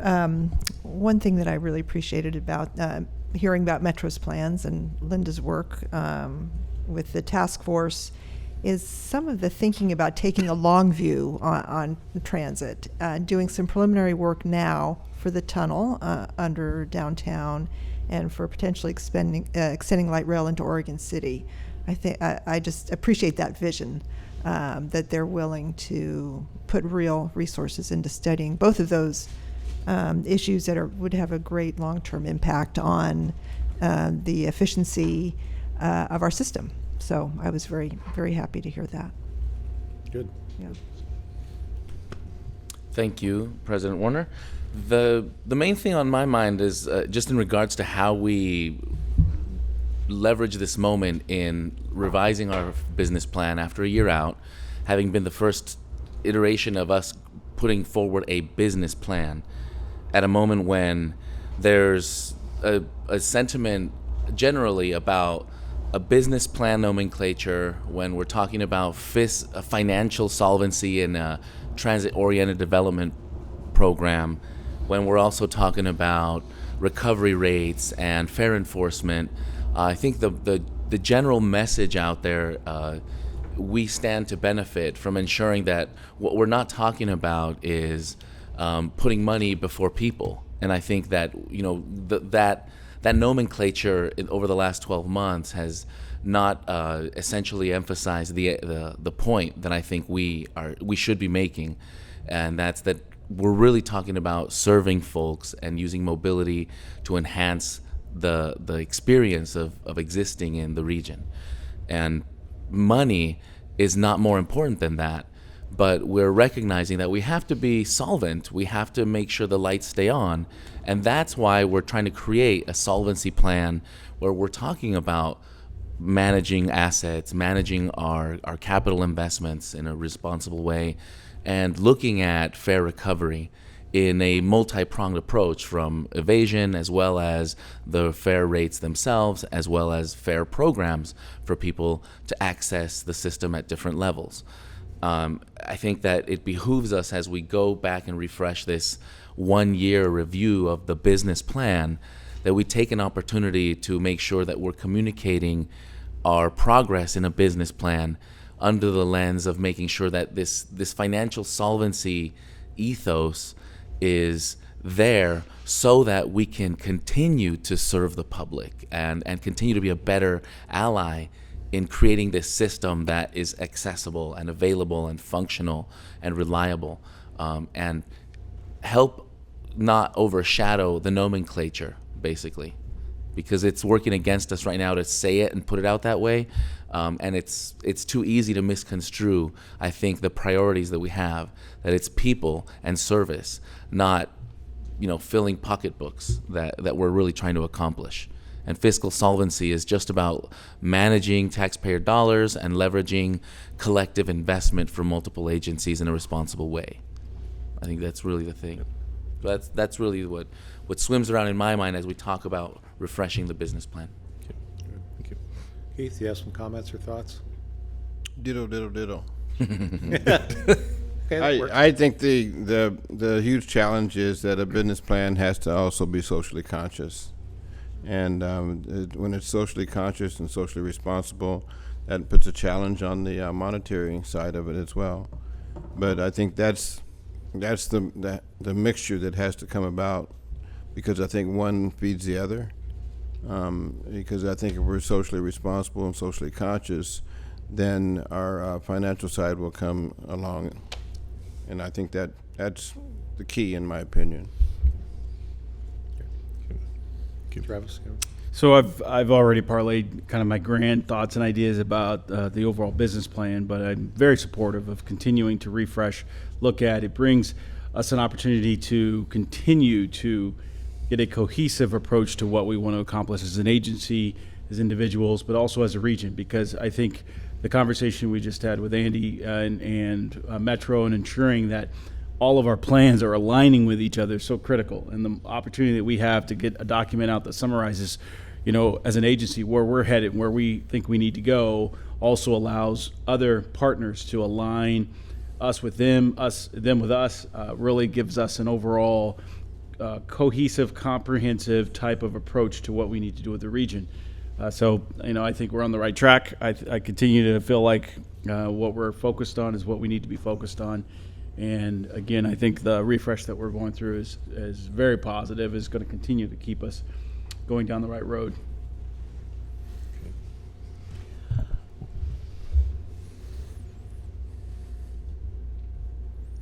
The need for more service is irrelevant if we can't move it faster.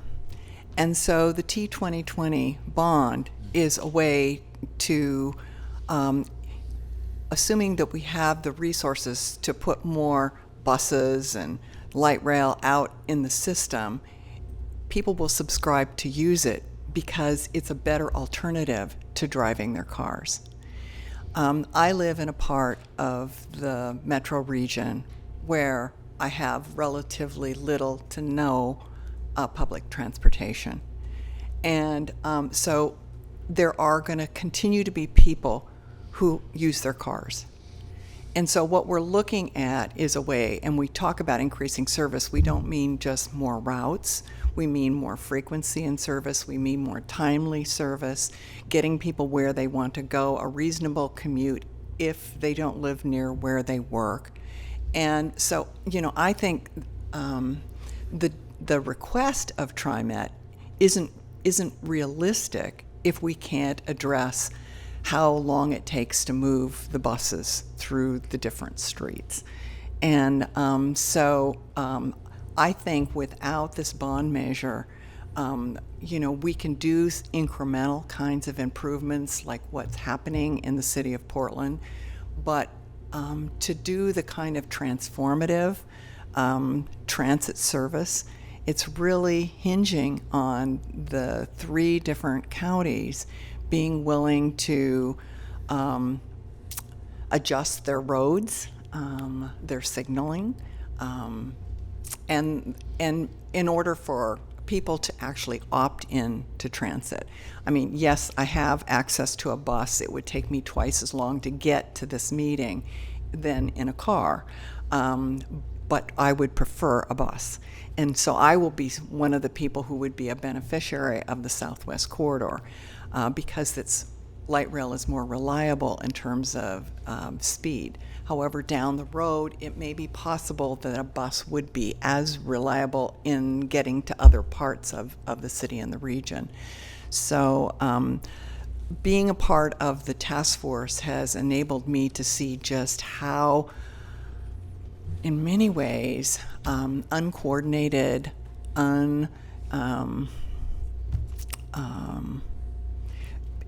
the counties have looked at their geographic area without relationship to the rest of the whole of the region. And it's just amazing how many no sidewalks, no bus lane, no bicycle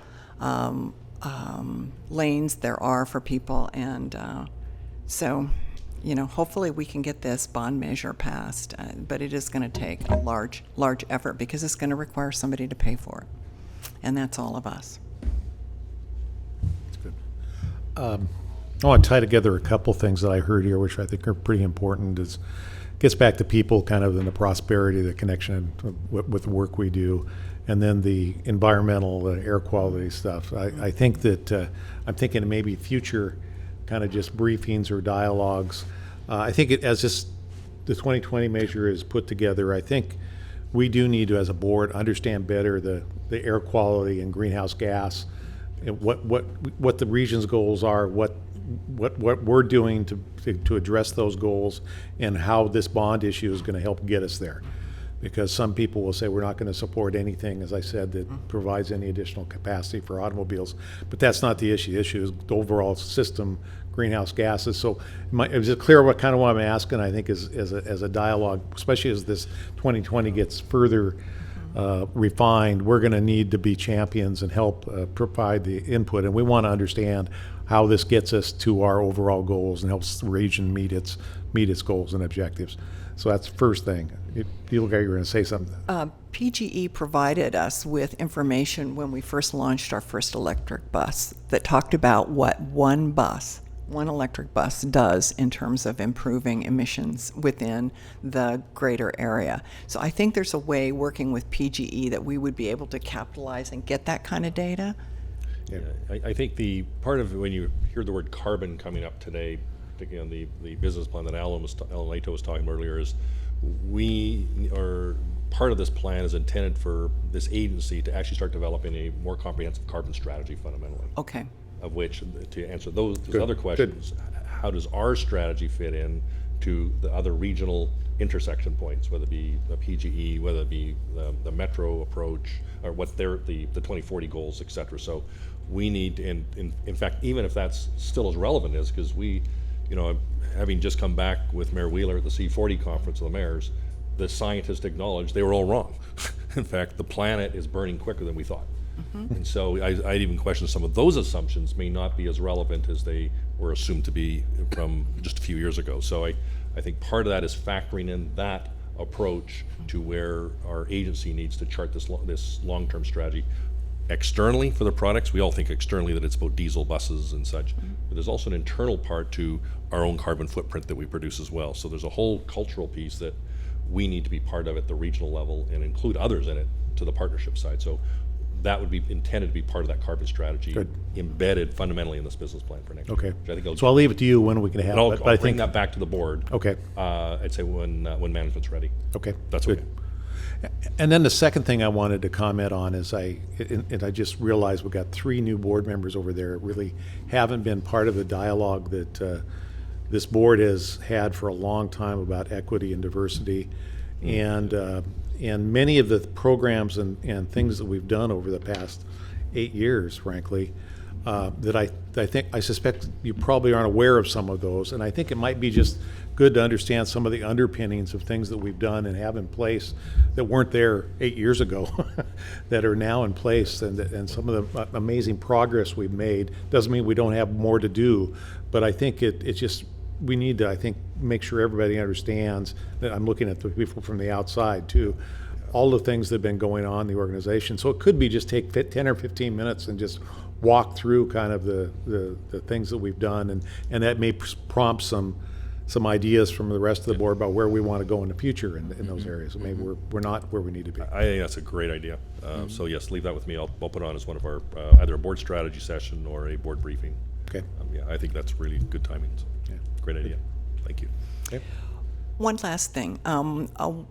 One individual at the last task force meeting floated an aspirational transit system for the Portland region. And although it may not be what TriMet sees as an aspirational, I think where we have a goal about electrification to 2040, I don't think it's unreasonable for us as a board and as an organization to define what it is long-term that we'd like to see, so that we can see if we're making progress towards that. So instead of it being a series of annual service improvements, what would be the ideal transit system for the metro region?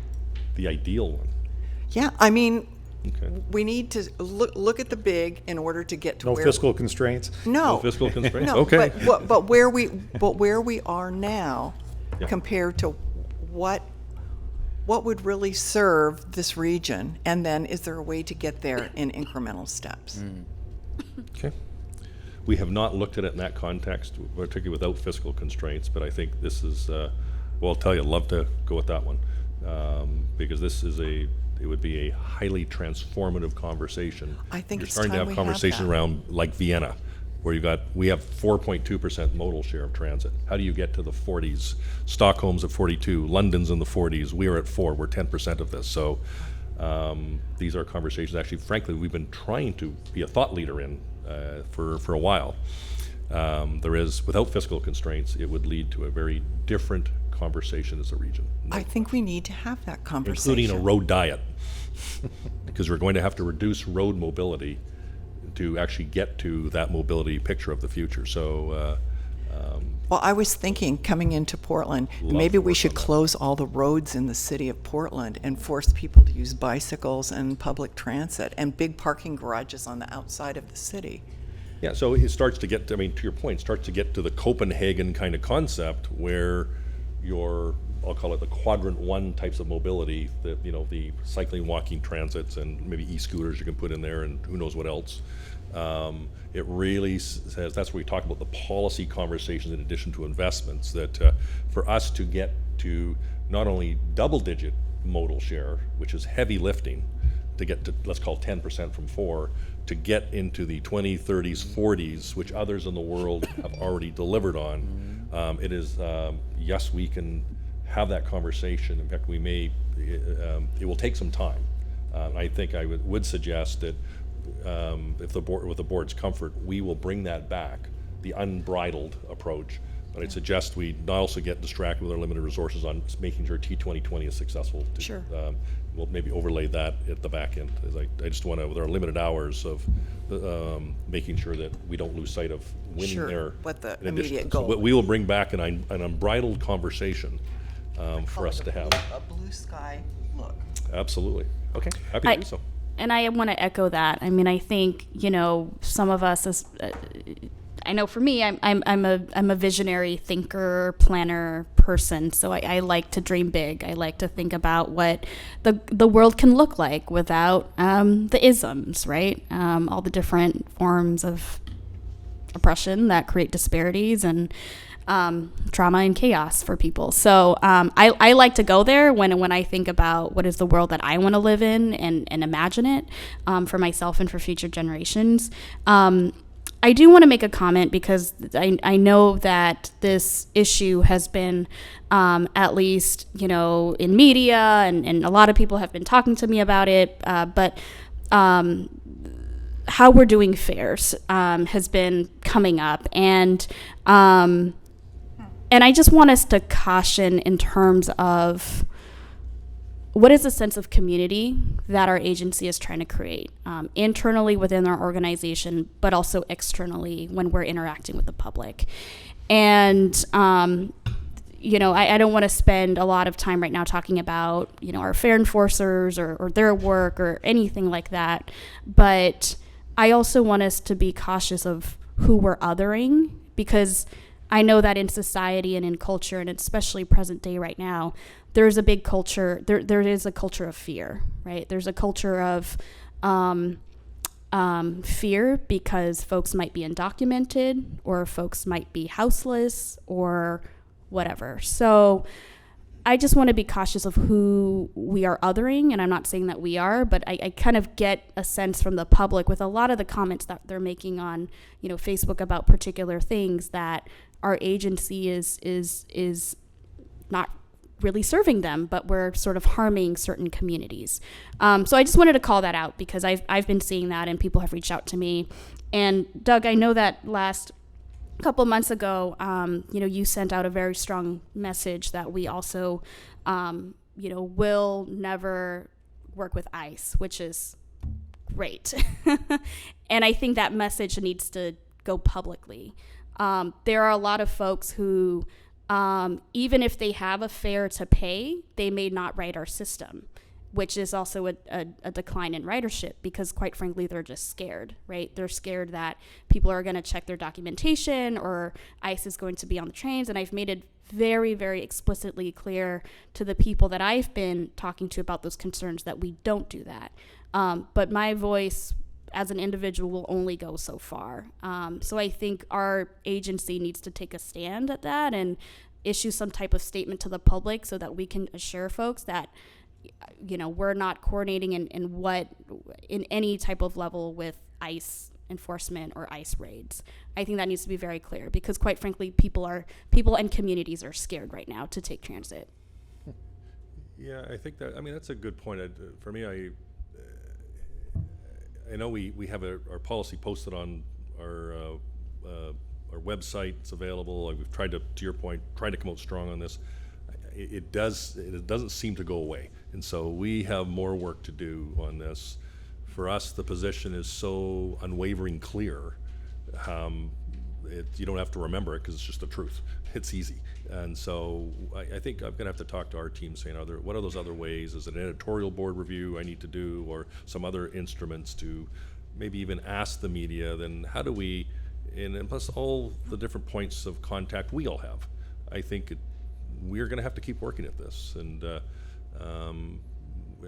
this whole ICE discussion because it's so wrong, and so yeah, we're gonna have to keep at this. But it's gonna be, whether it be at board meetings, whether that be even questioning some individuals who spoke in this very room, and frankly calling them out on it, because there's others who are perpetuating this. Right. And right. that is perpetuating something that's an opinion is fine, but perpetuating something that is intentionally factual is frankly it's dangerous. Yes, and thank you, and that's why I wanted to raise it, to that's why I called it correct. out at that board Yeah. meeting. So I think let me take that back, Director Way, and think about other ways to get at this that maybe we're not penetrating as we need to. So thank you.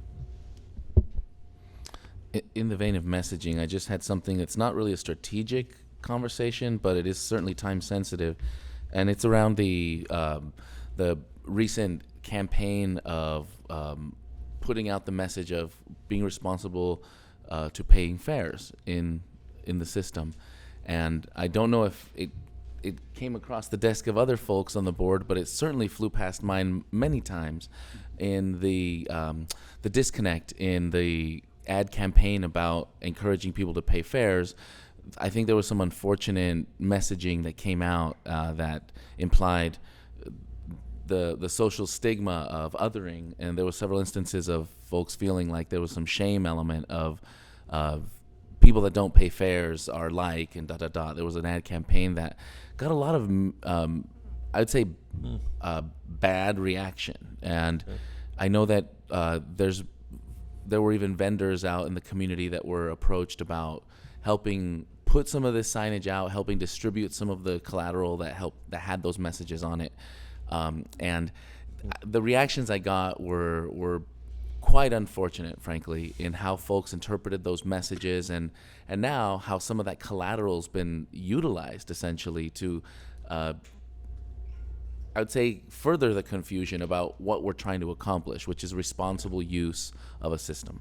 And I don't know. I don't know if it came across anyone else's desk, and I don't know if the agency has thought at all about that campaign, whether it's something we need to pull back, revisit. Has there been any discussion within the agency? I see one head nodding, but I know that it came out in several kind of avenues of, what's TriMet doing? And it was hard for me to say, oh, yeah, I totally see what we're doing. I get it. And I didn't have a good answer for what we're doing in response to that sort of reaction. Sure, and I'd be happy to address that. Because we were going out on the street with some additional fare enforcement personnel, we wanted to alert the riding public to that. We didn't want them to be surprised. We wanted to say, hey, there's going to be more enforcement on the system. You should think about paying your fare. We worked with our ad agency and came up with a concept which we thought was intended to be a little bit light. It wasn't intended to be like, hard-nosed. It was intended to have some humor to it. Mm-hmm. The problem with humor is when it works great. When it doesn't work, it really doesn't work. And so when those ads were running, for folks who aren't familiar with the ads, they were essentially, don't be the guy who comes to the potluck without your casserole and, pay your fare. So they were received negatively. We pulled them within a couple of days. So they're no longer up. They weren't broadly implemented. They were mostly on our online presence. But as soon as we got the negative feedback from folks, we pulled them. Thank you. I wasn't sure if that's what happened. You know, some you got some hits and then you have some misses. And you just I have to say, understand. okay. Maybe new mistake. ad agency next time. That's a good. They've done some really good stuff for us as well. But yeah. Lori. Oh, relatedly, Bruce, your idea about having a presentation to the board about equity efforts that the agency has undertaken, I think including there would be it would be helpful to have a presentation about the decriminalization of fair enforcement, which took place in July of 2018. So we have a year and a half or so of experience, reduced fines, administrative process. We'll put that in there as well. I think it'd be That'll part great of the for us equity to conversation. review what we did and what have the results been. Yeah, excellent. We'll do. Great point. Thank you. Thank you, Bernie. Excellent. And before I declare victory on this, I just want to point out, you talked about 4.2 or whatever our actual mode split is right now. I want people to think about what the Sunset Highway would be like coming into downtown Portland if we did not have the buses and the light rail. I think the last statistics I saw were like 55% of the trips to downtown Portland during the peaks in the morning are other than a single occupant vehicle. Correct. And I know I'm on those light rail vehicles that are packed, standing room only, at about Beaver or 185th Avenue, and also going out. And I can't imagine what the Sunset Highway or downtown Portland would be like without transit in those corridors. So 4.2 may be a overall average, but if you look at, all my point is there's key corridors where we are making an unbelievable difference in No terms of question. people's commute, and they take it for granted, and they shouldn't, I guess, is what I'm saying. And it's how do we do that else as many places we possibly Exactly. can. So it's Exactly. how do you emulate where those examples of successes are, and just to leverage the dickens out of it. So. What's going on next to, I know we're doing elevators in the Sunset parking structure, but what's the construction that's going on just adjacent to it? Oh, yes. So the Sunset Park and Ride lot? Right. Okay, so, yes, that's, that property is owned by, Peter Courts. yeah, the Peter Courts. And we have given them an easement, which they gave us many, many years ago. Okay. We kind of let them, they're actually building a parking lot that is going to be a charged parking lot. And that's part of, we're testing it with them to find out what the elasticity of demand is around paid parking. Because that is such an overflow. Correct. That parking lot. So this is is, great. so we started this conversation with them about a year ago. So what you're seeing now that's worked through the Beaverton City Council and the partnerships is exactly that, is a way for us to start to allow to manage, to test demand, because it is full to your point, but also the elasticity of pricing. Yeah. Charge parking for parking, because right now our system is free. But they would manage that in a private venue rather than us as a agency. I know in the Denver area, outside the city core, they have paid parking. Correct. Correct. There's many agencies who do have paid parking, and this is something I do want to have a look at for our agency over time. Because we do have some parking constraints, which is one of the inhibitors for some people who do need a car to access the grid, if you will, of the system. So, but there are many systems that do have paid parking. Going once? Going twice? We're done. Thank you very much. This is informative, and thanks to the Thank board you. for the Very good. dialogue and the input. Yeah. We are Thank you. adjourned. Excellent, thank you.